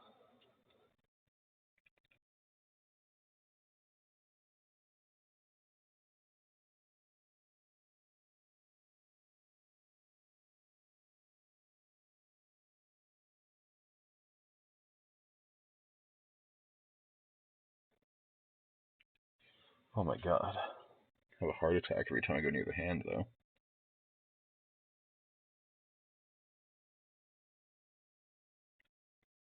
Which is part of the reason it's so liberating to just let go when painting parts that are far from the hand.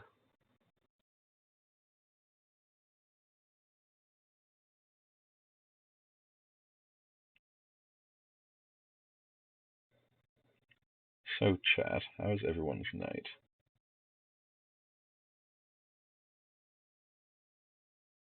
Assuming it is indeed night for everyone present.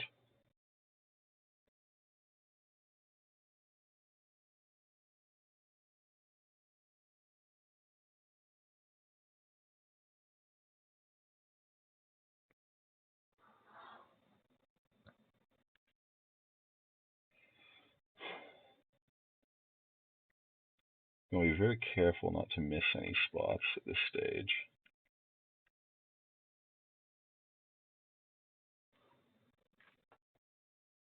Now we're going to do the bands. Once again, I'm going to be a little bit sloppy, because these bands are going to be surrounded by red, which we haven't painted yet.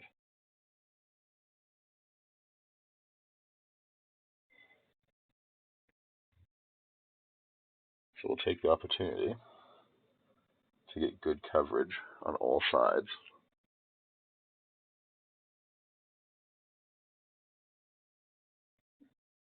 Bye, fourth viewer. How I miss you.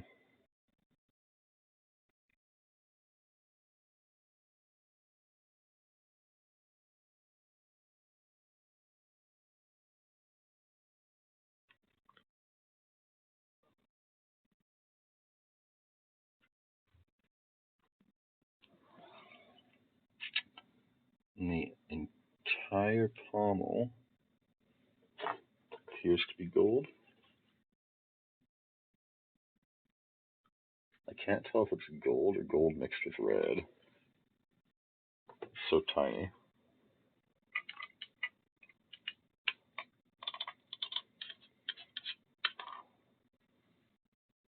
You can do some pinpoint application of red, if it seems to be the case. But for now, just grab the handy number one. Just go to actual town on it.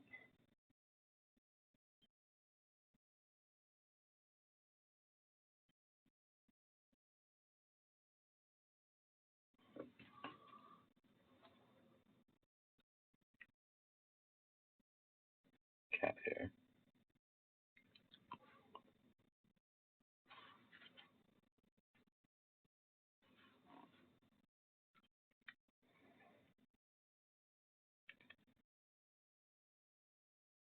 It's a little bit watery going on the first time, which means it could run off of the raised portion, which you do not want. So the raised portion is definitely gold.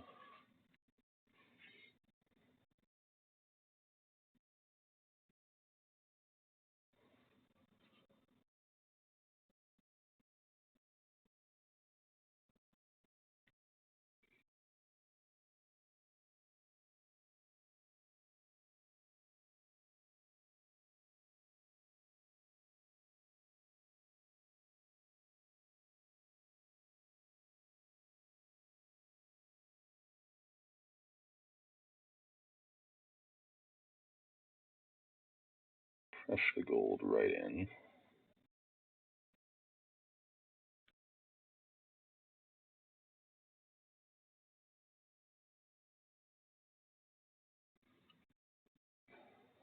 All right. Then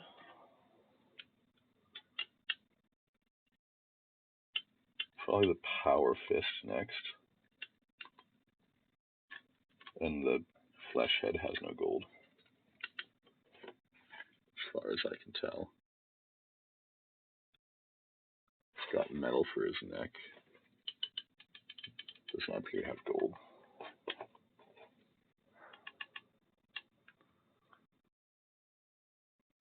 It is very thin.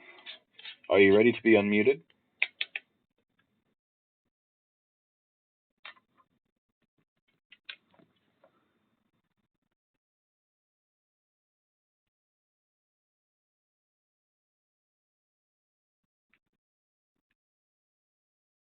I'll give that a minute. But yeah, the sword is quite thin, but it's also like the centerpiece of the model.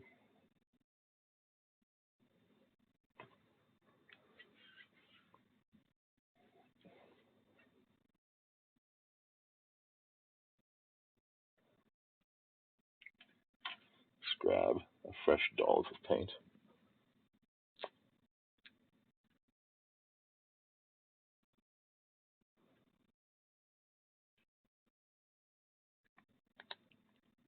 I'm pretty sure this is like the original Balthazar gold that I got with my start painting kit like a year ago.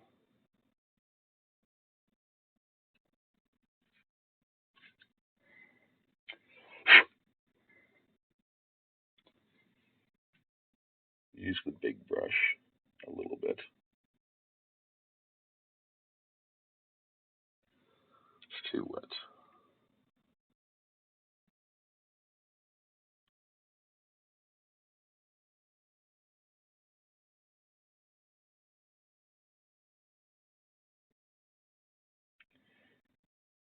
So even though most people who paint will have a lot of brushes, you don't need a lot of brushes.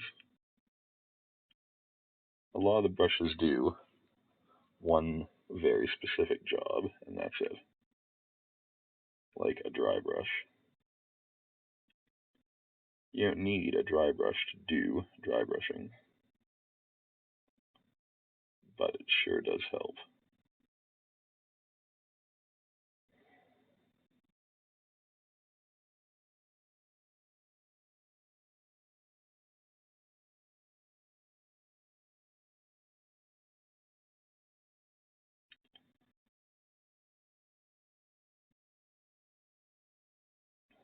And in this situation, having a bigger brush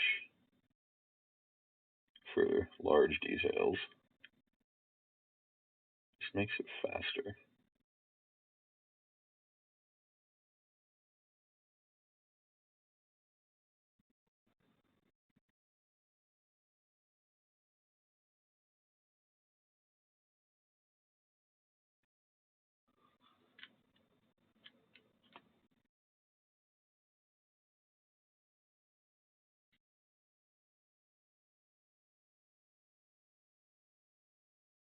Still don't want to slop. Just want to pick out the raised parts. The Guilliman sculpt is very kind in that regard. It's almost all the detail is raised.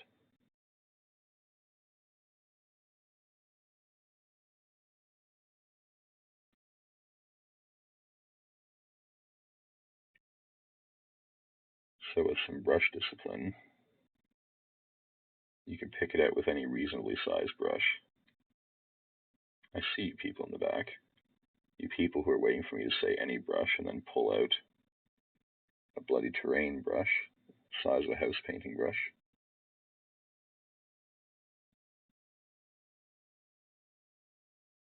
That's not the point I'm making. I'm saying a reasonably sized brush I wouldn't go much bigger than this number 1. Still a miniature after all.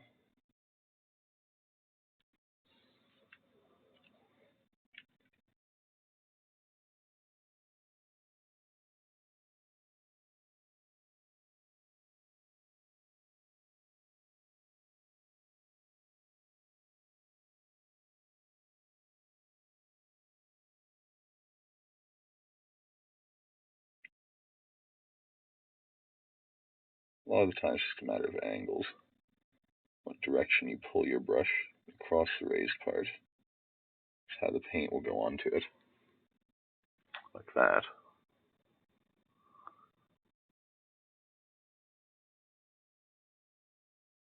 I even hit the camera that time, which was like incredible, since usually I miss the camera.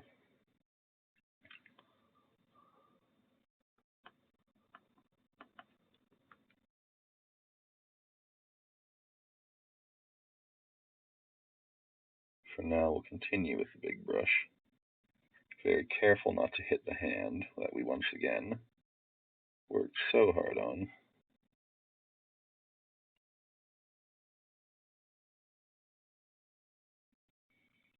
So the detail is proportionately larger, so using a proportionately larger brush. It's totally okay to keep using a small brush if that's what you prefer.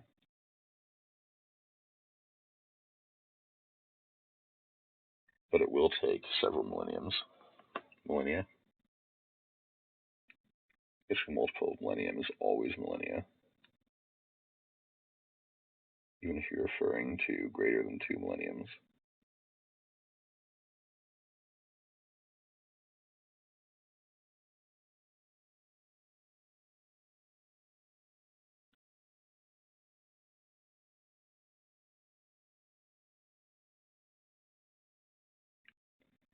That's how they taught it, right? Millennia is 2 millenniums. We never talked about 3 millenniums.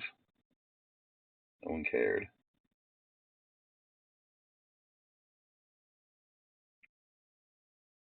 We only cared about the second one, which would destroy the world. They made VHS tapes about it.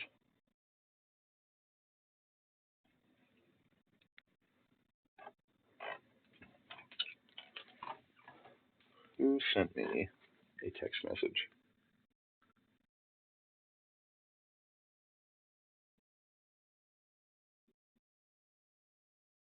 Yes, I've already paid the bill. You toss. It's my phone bill.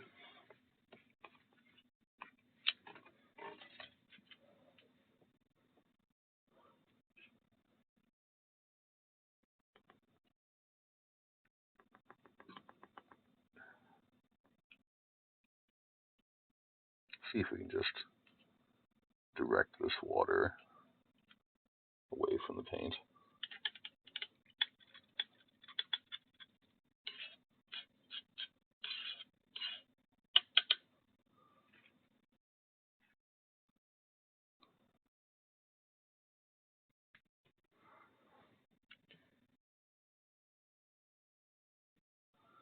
A little less paint.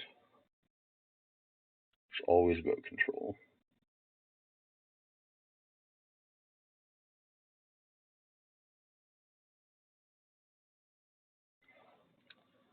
You never want to let the paint control you.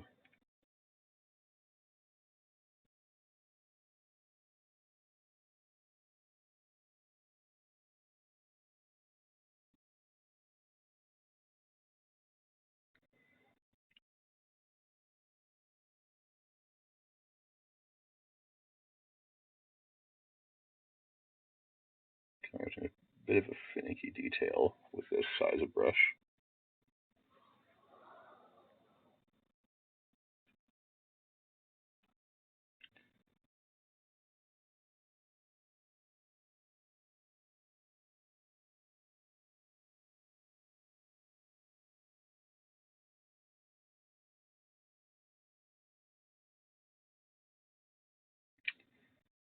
Luckily, we've got a joint with gold on both sides there.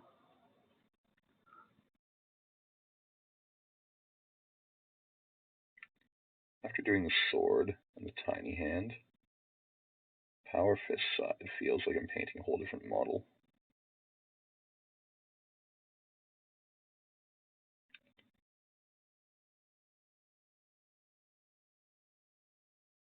Alright, here comes the bravery test part here.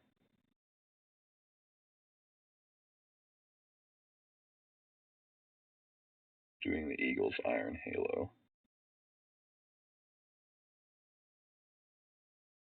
I guess it's gold halo in this case.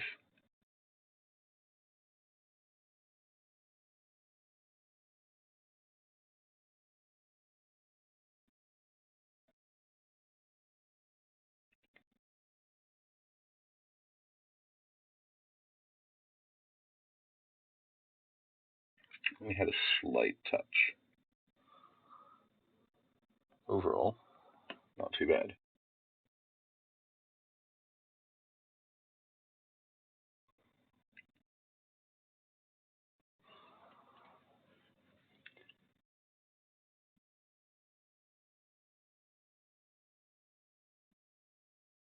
Try and get the backside without nicking the rest of the armor.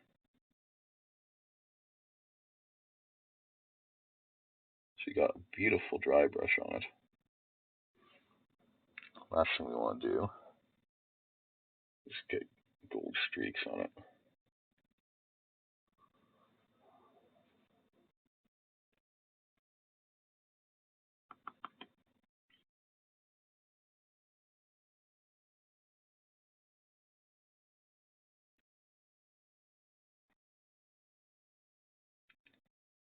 And let's grab a little bit of paint.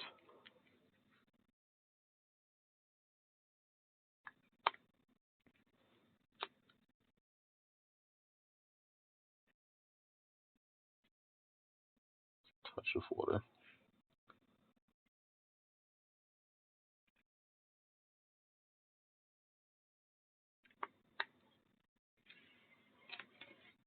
Check your hand.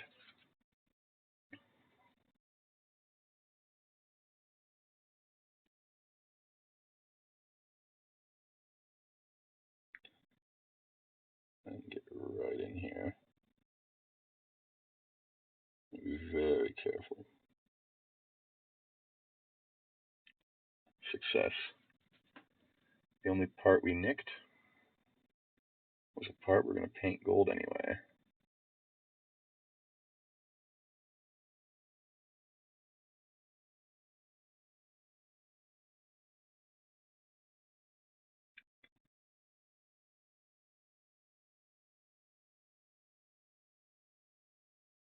There will be parts here where I will definitely be switching back to the smaller brush.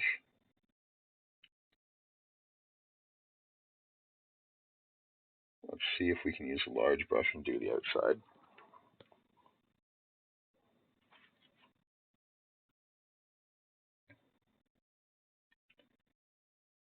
It would save a lot of time and effort. The more I can use a large brush.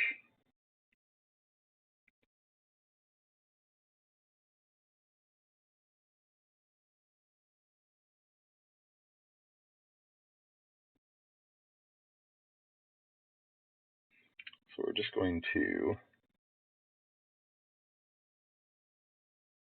largely ignore the details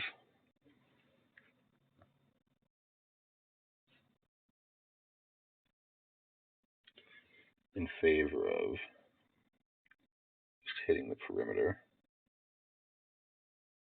We'll go in with a smaller brush, fill in the details.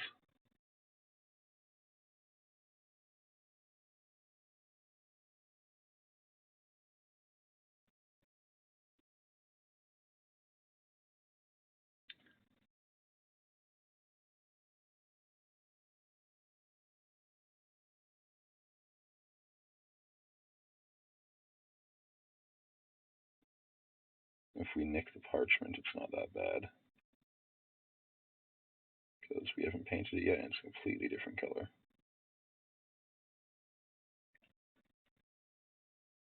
we nick the blue, then it becomes an annoying problem.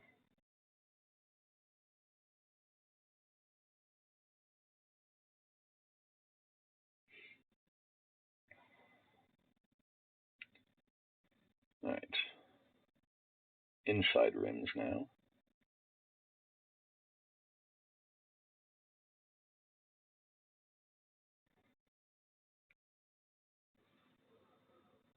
Sometimes the hardest part.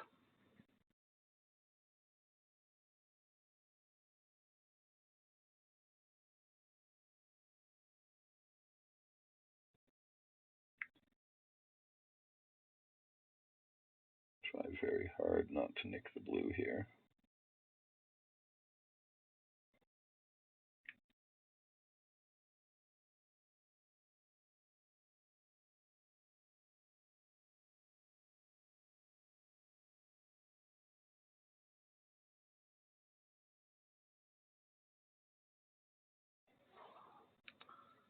Just going to get a little on the tip.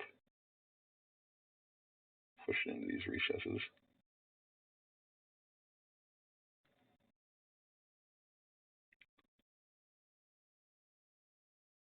Which are currently very blue.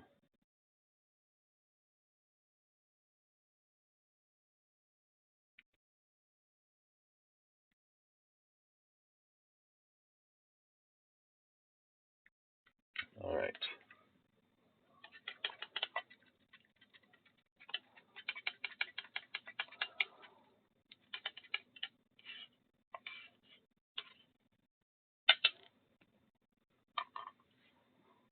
Quick hand check. It's got a little gold on this finger.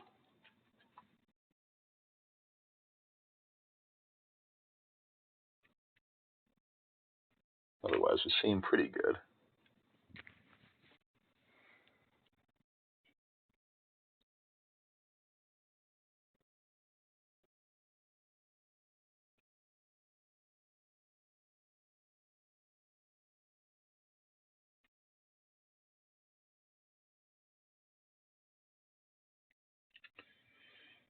Alright, so the detail here, that's cloth. That,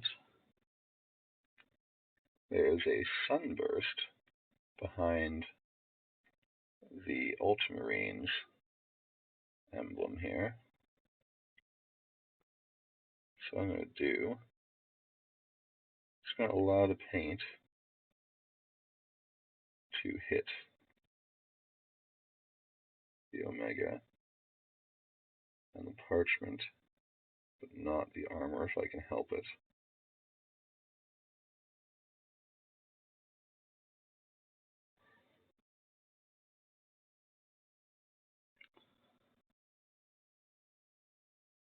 I took a little bit of paint off the corner, so it wasn't quite dry enough yet.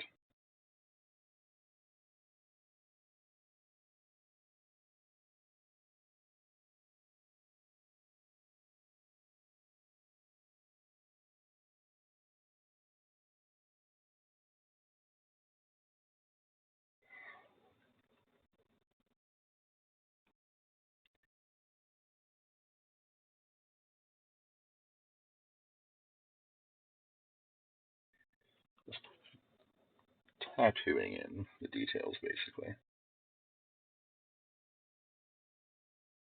Being especially mindful of the ones around the U.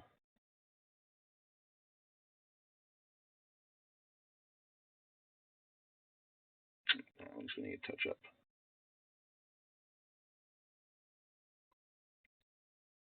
So close to a clean run.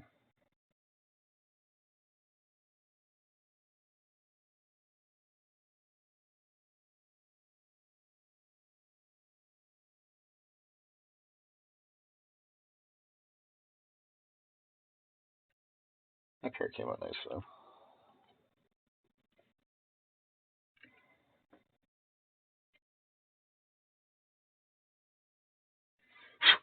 Another cat hair, because of course there's a cat hair.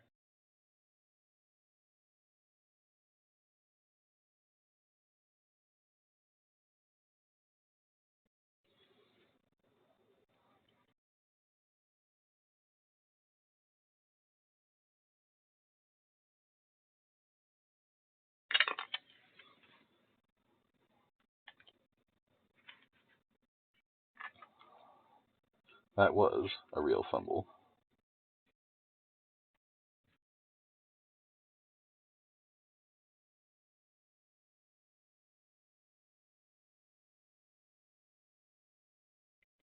Luckily didn't cause too much harm.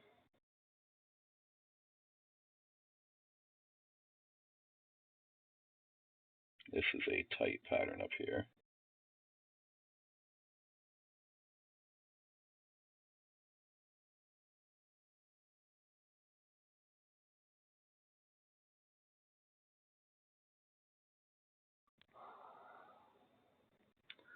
I could see that being very easy to mess up, and I'm not done yet, so there's still a chance.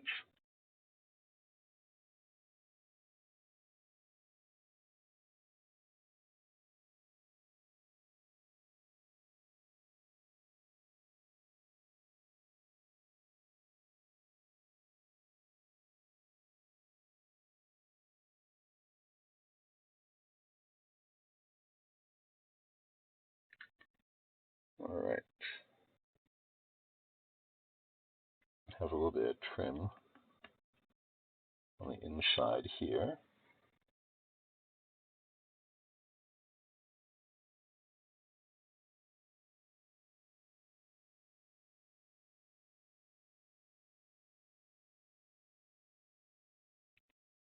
Like that. And like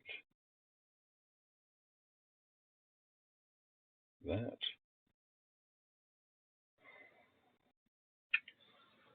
Then the elbow pad.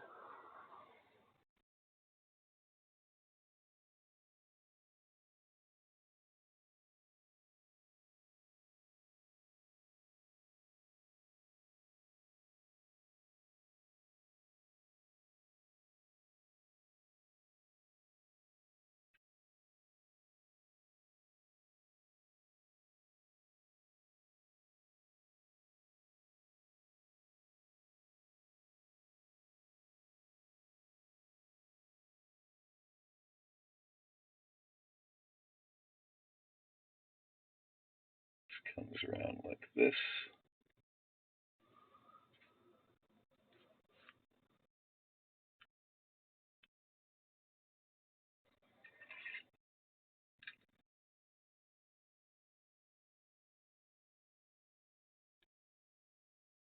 Goes around there to a hard to reach area.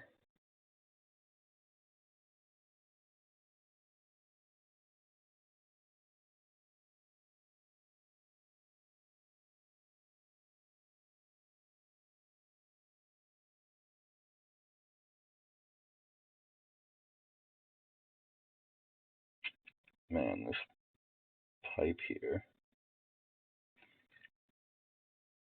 is a real challenge to work around.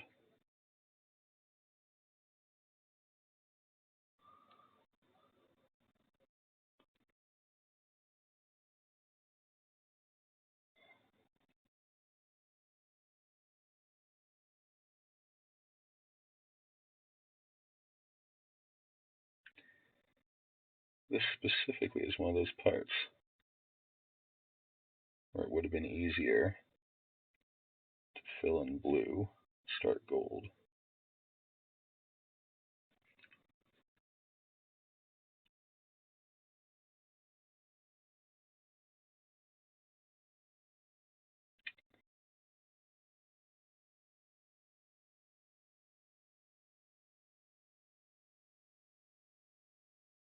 But we got it with only one nick.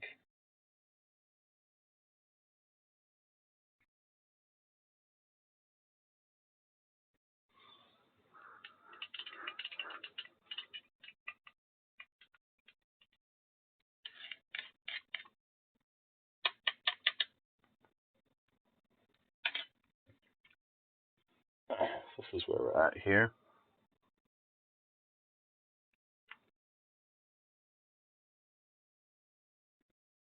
And it was this elbow in here where I just got a little nick, but did the detail quite well.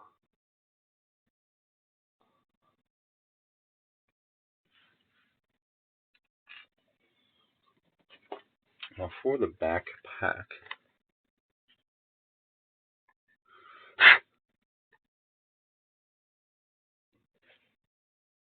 There aren't a lot of good shots of it.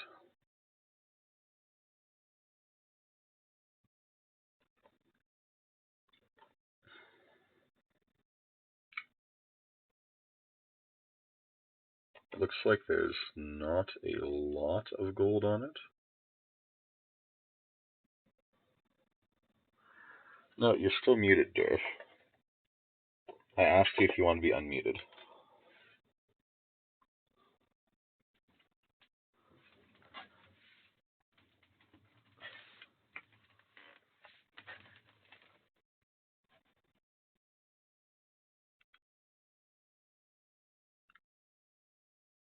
You are unmuted.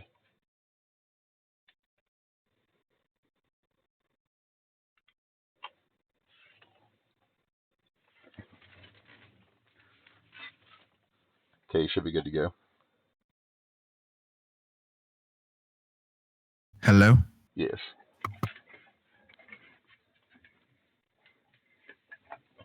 You were breaking the terms of my family-friendly stream, so I had to cut you. I'm sorry, I didn't realize my mic was still on. It was at the time, until I turned it off for you. I'm sorry.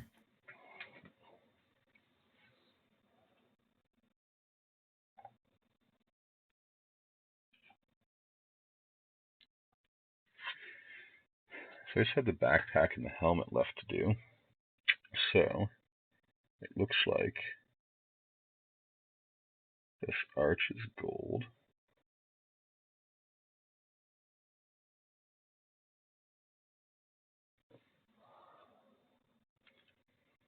The little thrusters on here have some gold, as well as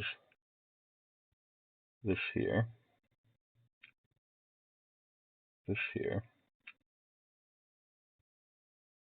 and that there. So that's where we're going to be hitting, and whatever is continuous with those.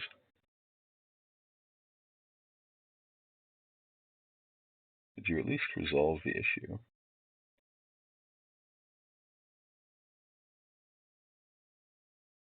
Mostly. Okay.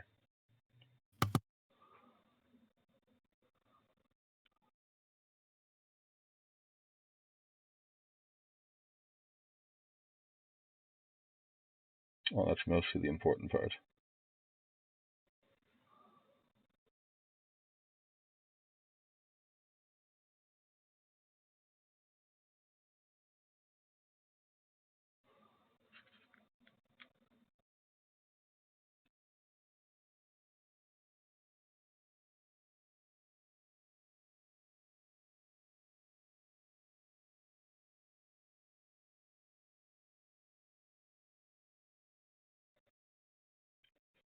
I don't know how well you can see this part of the backpack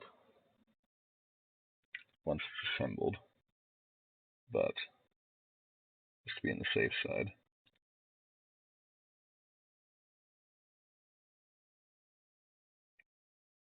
Make sure it gets properly anointed in gold.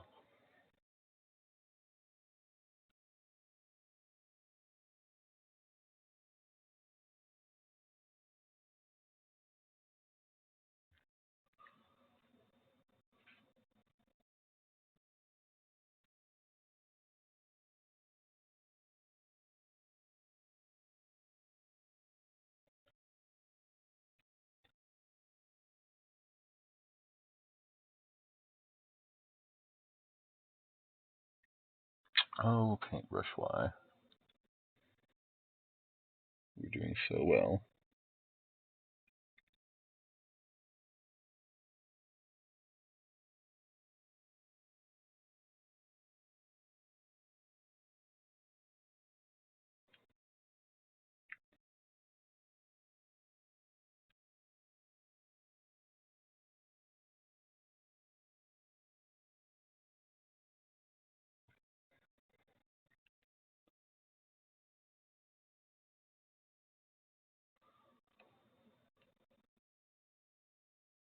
Just need the paint to flow very easily here.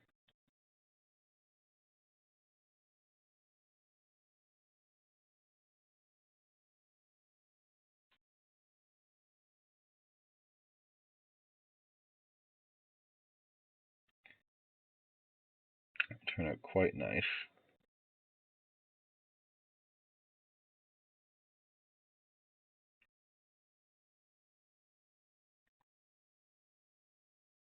Well, maybe not that part. Paintbrush are killing me.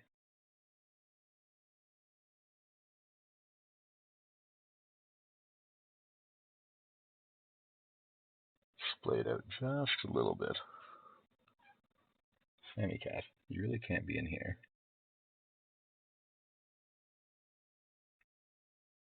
It's your forbidden zone. You have too much cat hair.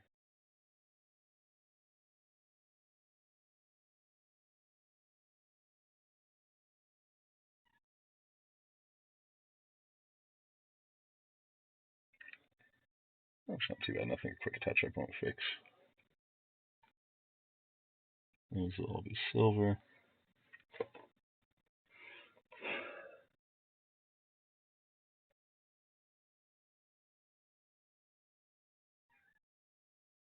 I don't know. It's not really gold. It's kind of more of a rose.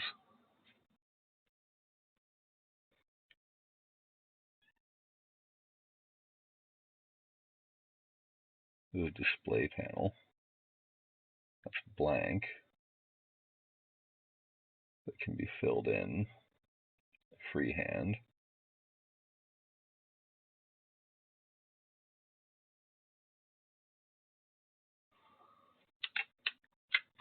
It's got basically a pulse monitor on it, but doesn't fall into the part that I'm doing right now.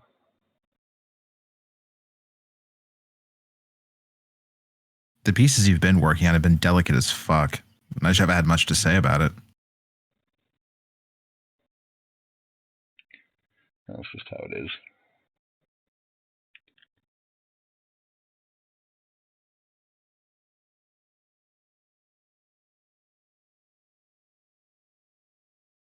Assume that this is continuous. That trim.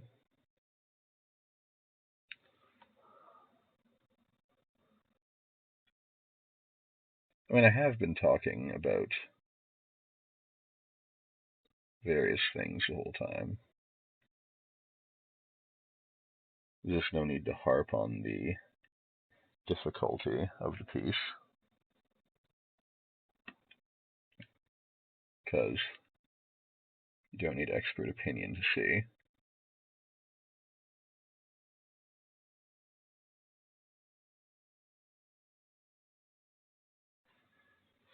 So I'm going to grab another little dollop of paint. I want it to be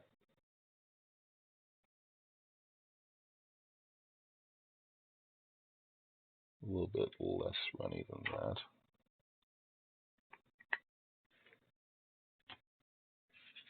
Need to flow pretty well though.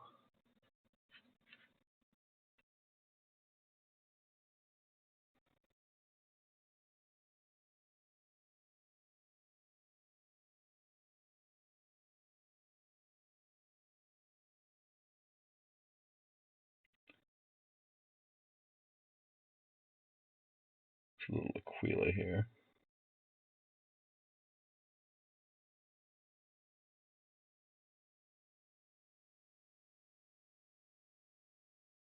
It's like Aquila. The bait's not really that important.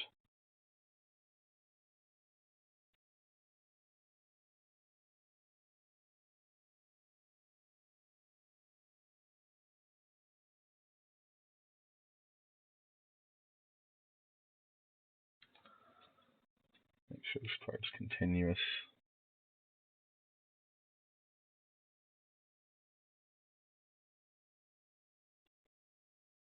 There's no other feature to break it up.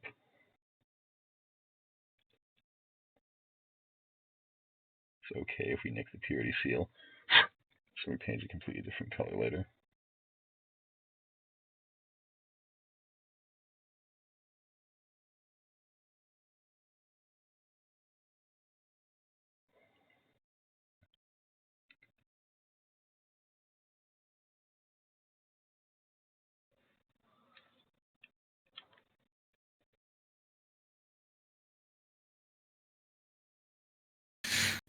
Holy hell, back fully now. Dear Lord Almighty.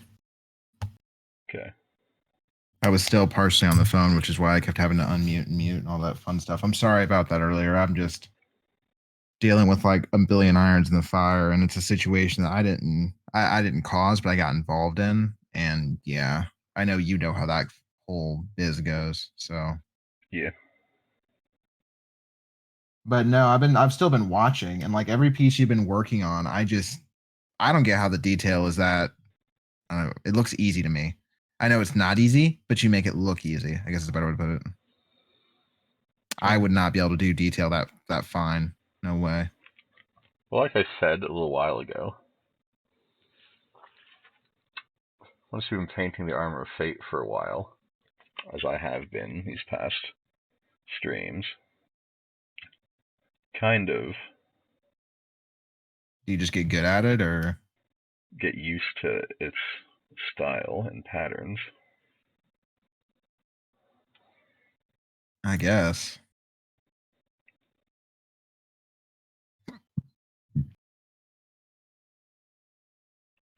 So once again, I'm just pulling all the details that are continuous and not separated by a feature together by painting the back sides.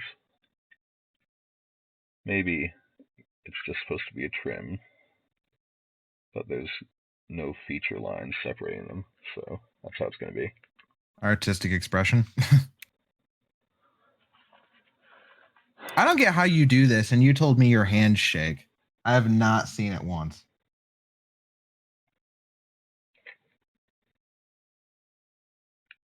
It gets pretty bad. Like they don't look like they shake to me, but I could also, it could be just like the camera or something. It's less bad once you start.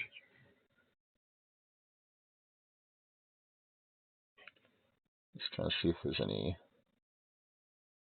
bits that I missed in the backpack, but all the reference pictures seem to check out. So how the heck are you supposed to do a draft? Well, you just go with what you get, basically. So I'm trying to figure out, because I just signed up for one, and I'm trying to figure out how I want to handle this.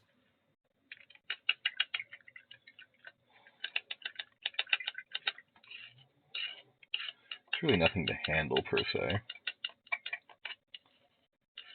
You're presented with some cards. You pick the one that you like, and then you move on. The deeper in you go, the more strategy you develop. But until you get some cards to start, there's, really it's personal preference, especially for the first 2 rounds of picking. Then you just play. Is white black viable still? Everything's viable. Everyone's going to be using a bad deck. Okay. I'm doing the AI one to start with since it was cheap. That way I could learn, and then I figured I would do the player one if I do well. It's legit. I think I'm going to take Gloom Pangolin out of this one. It's a 1/5 for 2 and 1 black.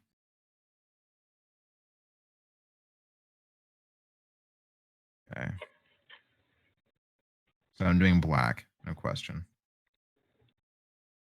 Blitz Leech. Blitz Leech into the battlefield. Target creature under opponent controls gets -2/-2 till end of turn. And with counters from that creature. Be a good counter buster.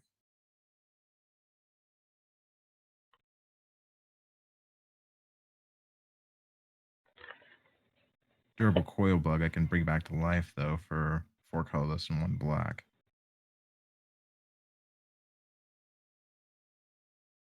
I missed a little spot here.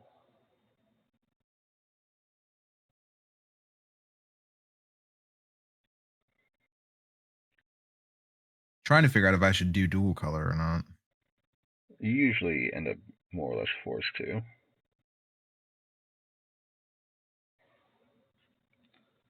You get locked into one color, and then you just get a pack that doesn't even have that color. I think I'll do black-green.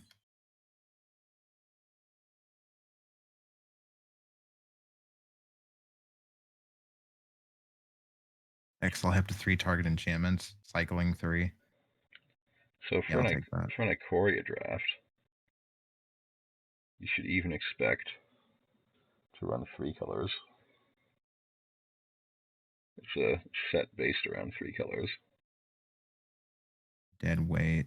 Chain of creature gets -2/-2. That could be a decent kill spell. Okay, so the guard here, Another Gloom Pangolin. which is pretty good. The Pangolin. I mean, it's a good defensive creature. Another dead weight. Take that.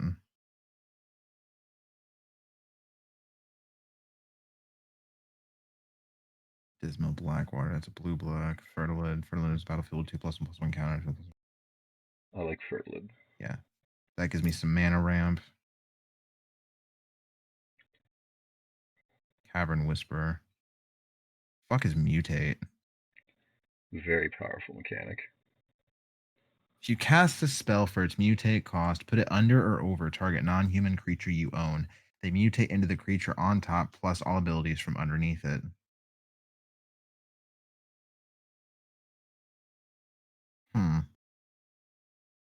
So it's a more powerful version of what was that old ability that allowed you to do something similar? Augment, I think it was. It's like super good. Well, maybe I'll take Cavern Whisperer then, because it has Menace as well, and Menace is awesome.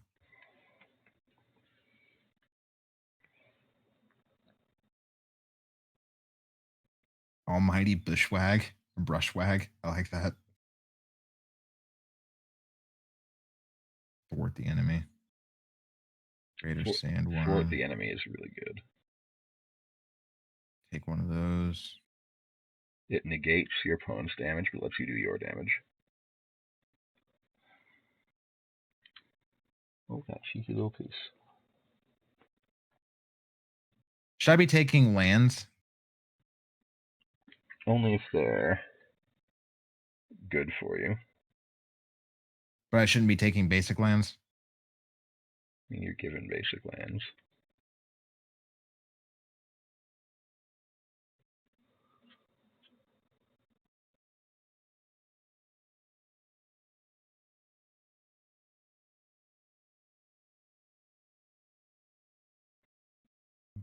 Bushmeat Poacher.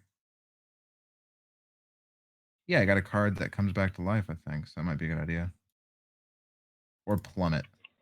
I'll actually take Plummet because that negates flying. Well, doesn't negate it. It just kills one very specific thing.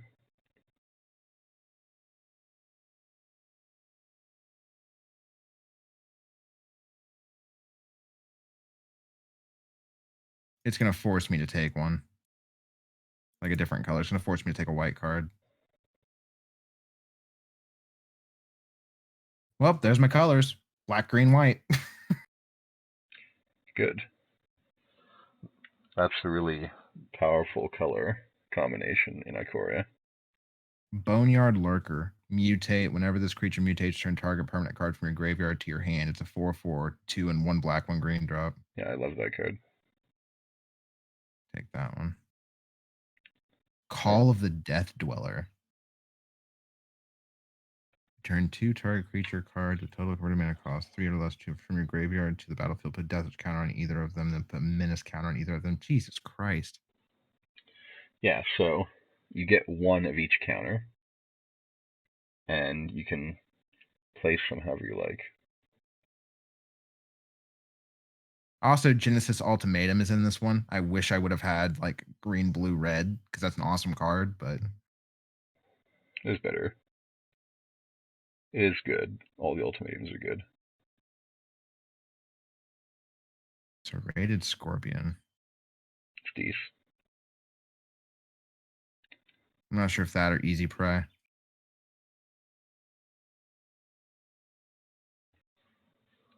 Or hell, even Evolving Wilds might be smart at this point. Probably.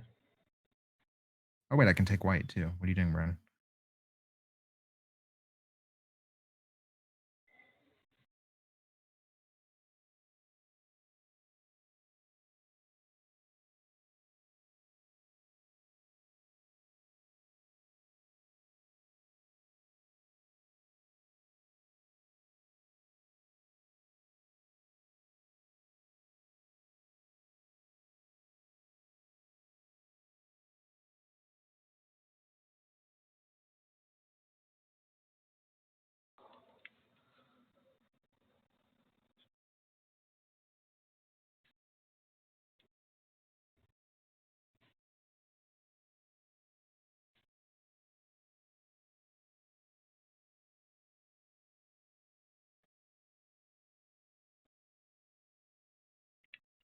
So we're just I think I'm going to take Serrated Scorpion.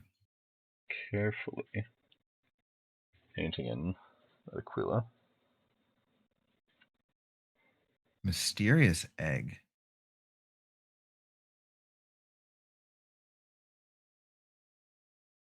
So that's something you can attach a mutating creature to.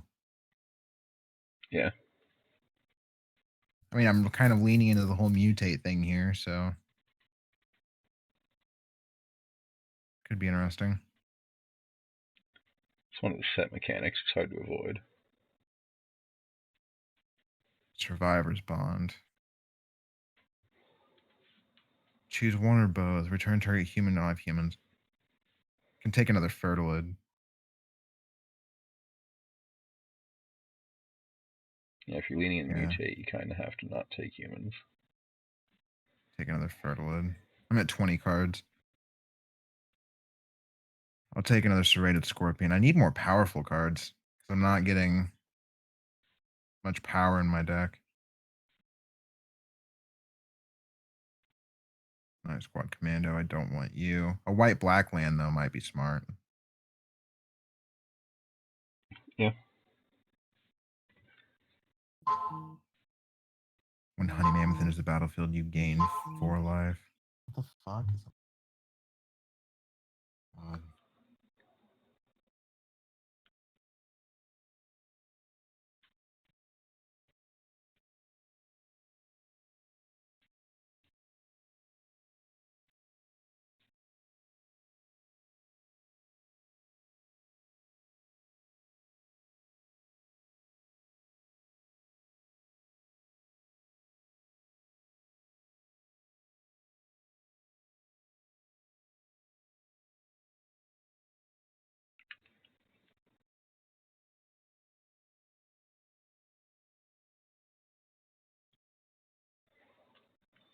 All right.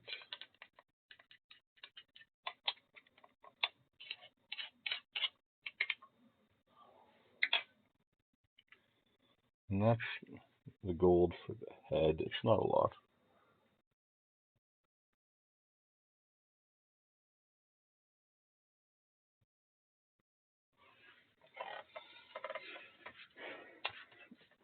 All right, so I'm not going to be painting any of the base yet. I'm going to do all that after. Well, isn't a lot of that texture based too, and it's kind of a whole other shtick, so to speak? Well, there's things going on here. We have stones, we have tubes and pipes and battlefield debris. We have a Chaos Space Marine, probably from the Black Legion because Guilliman was the opposite of Abaddon when they made the models. And Abaddon leads the Black Legion, so it's probably how he'll get painted. And there's just skulls and ammo casings. It's a whole project unto itself, and the torches. Didn't you have to paint a fuck ton of skulls already? Yes. And in Are you gonna fact, crush the skulls? there's skulls on the Armor of Faith that we haven't gotten to yet. That's going to be more painting wipes.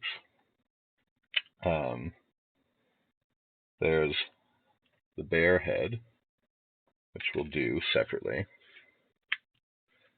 So now, just going to put that aside. Get the Reichland flesh shade out. Probably just double check all these real quick. How many Cavern Whispers do I have? I think I'll take another one. That gives me a little more power. Make sure that all the coats are nice and firm. No thin places. Can I just like not take a card? Yeah, take something.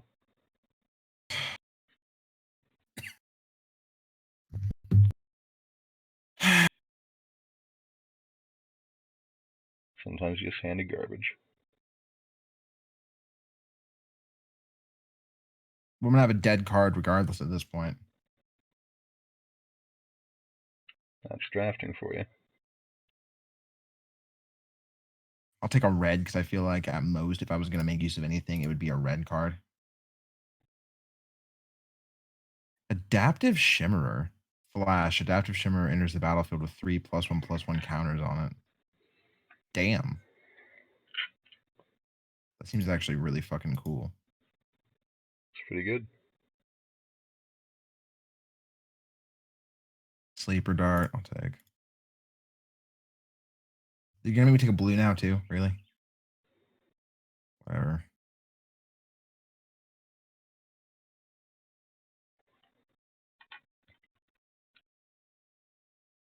Mutual Destruction.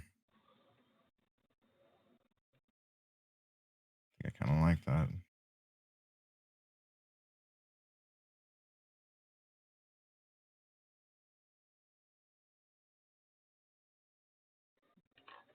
Will of the All Hunter. Ram through.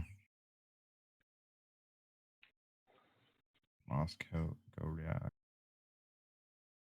Barrier breach. All right.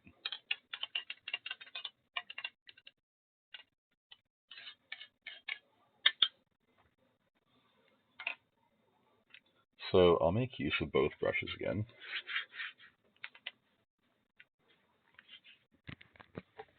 Start with the main body.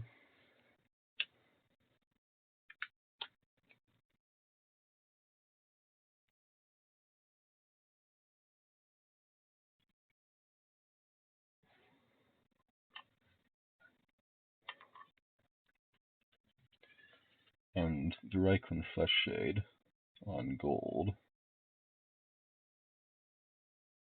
gives a nice warmth to it. I'm going to focus on getting it into areas with lots of ridges.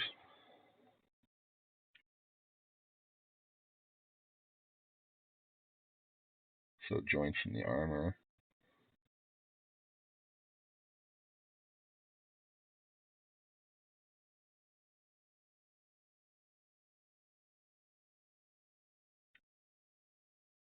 All the Aquilas.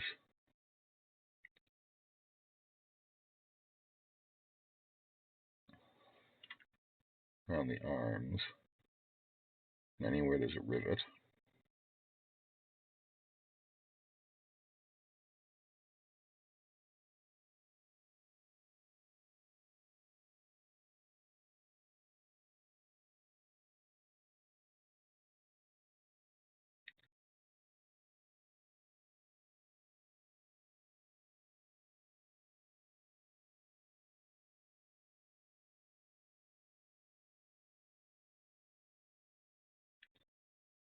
Just kind of want to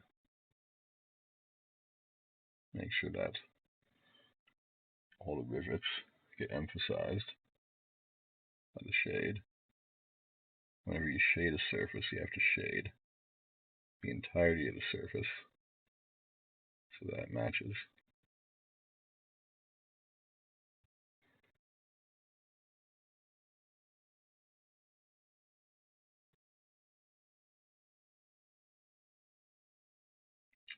wheeler down here. Rivets on there.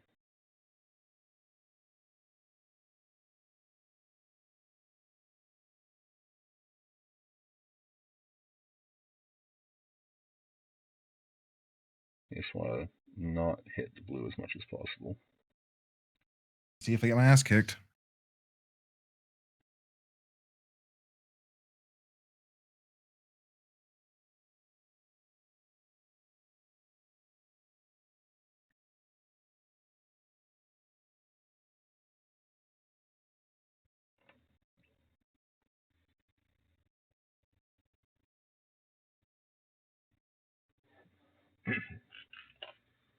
So what part are you painting right this second? Is that the helmet?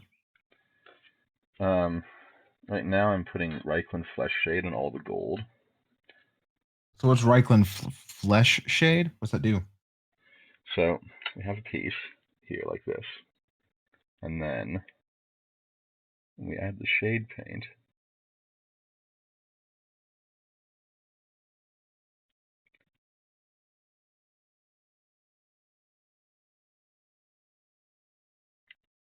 I'll put a decent amount so it flows, but not so much that it pools. If you get pooling, just gotta move it around.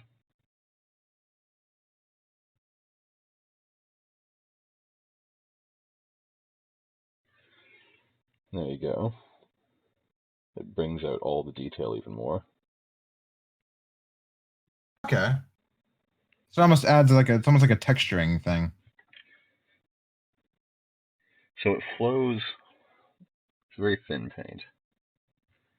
Flows into all the recesses and corners and everything. It makes them darker. That's pretty sweet. And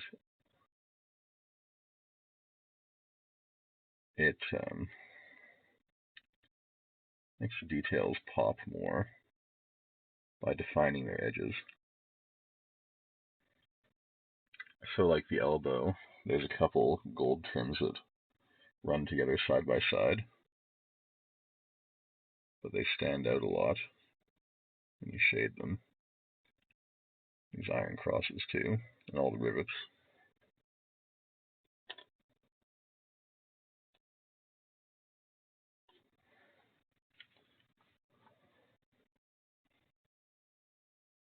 You want to use like a decent amount of shade.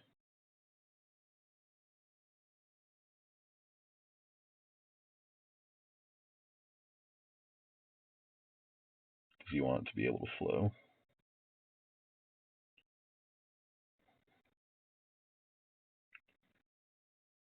So not saturated and dripping, but don't go easy on it either.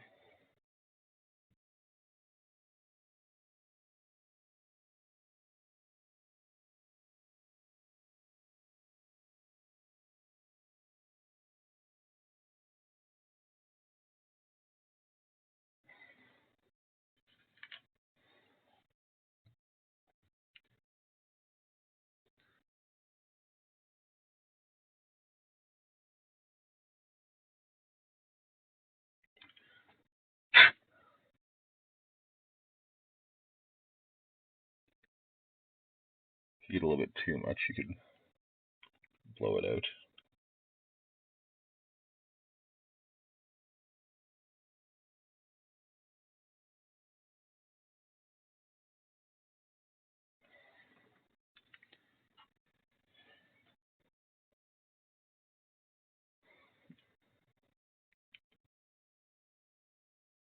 Yeah, it's most effective on the parts with wings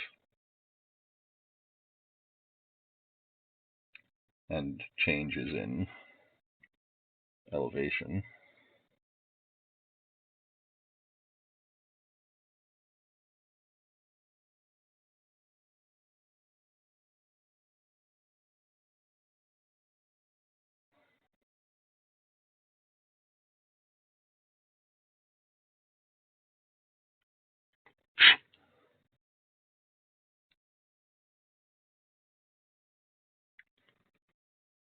It goes on too runny.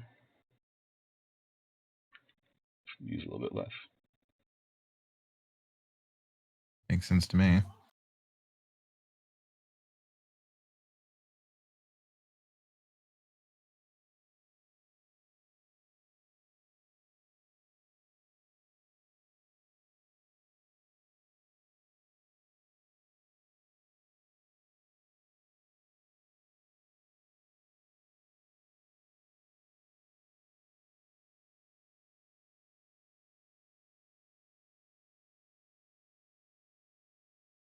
You'd like some like Creative Commons background music. Maybe.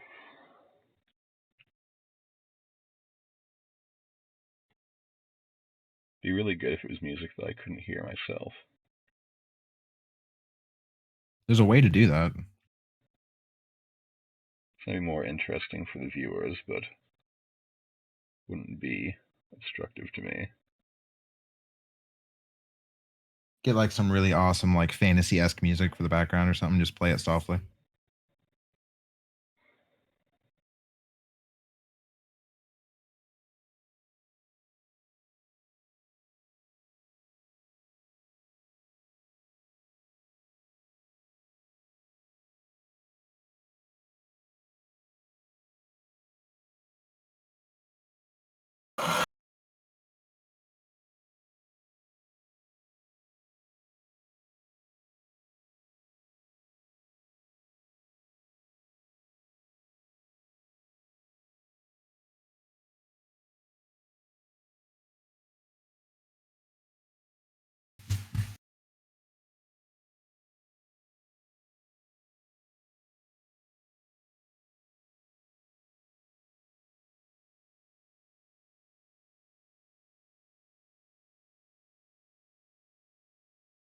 So some parts here, I'm just loading up the brush, turning it sideways, and gliding across a gap.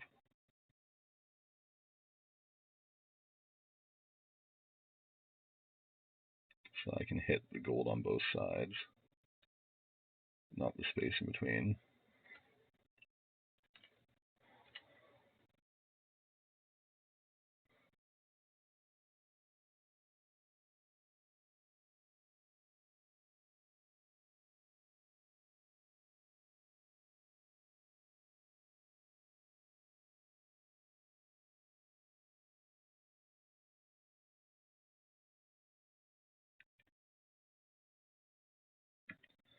Especially important where these feathers are and where these letters are. Get a good shade.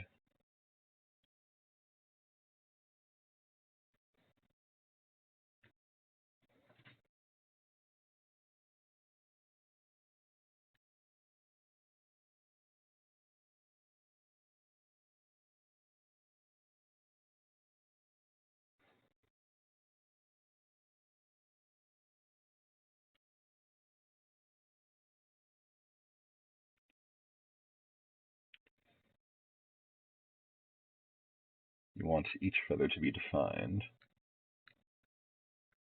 without having the shade pool somewhere and make a blob.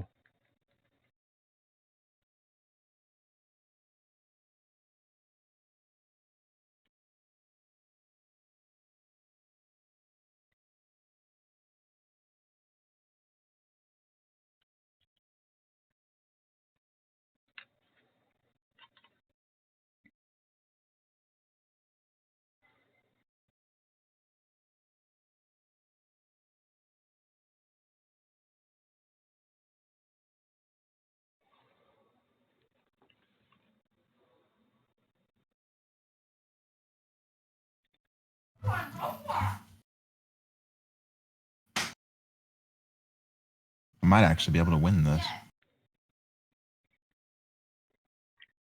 I think you go till you accumulate 3 losses.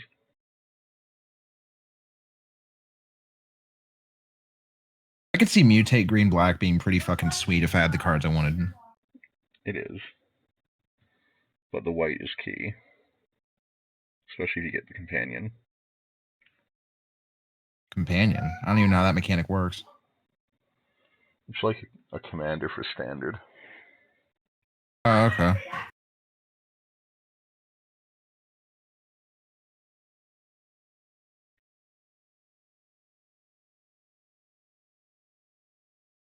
What about green, blue, black?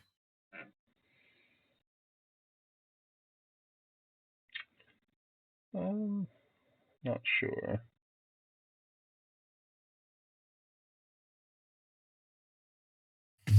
I was really only concerned about the green, white, black combination for a silly reanimation. Oh, I see what you're saying. Especially since they have boss card. Yeah, to the point where they're having to block with creatures they wouldn't normally block with to survive.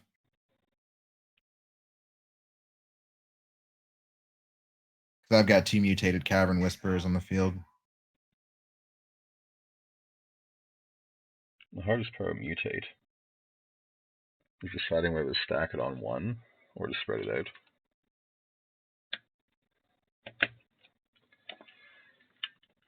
Alright, so that's everything shaded.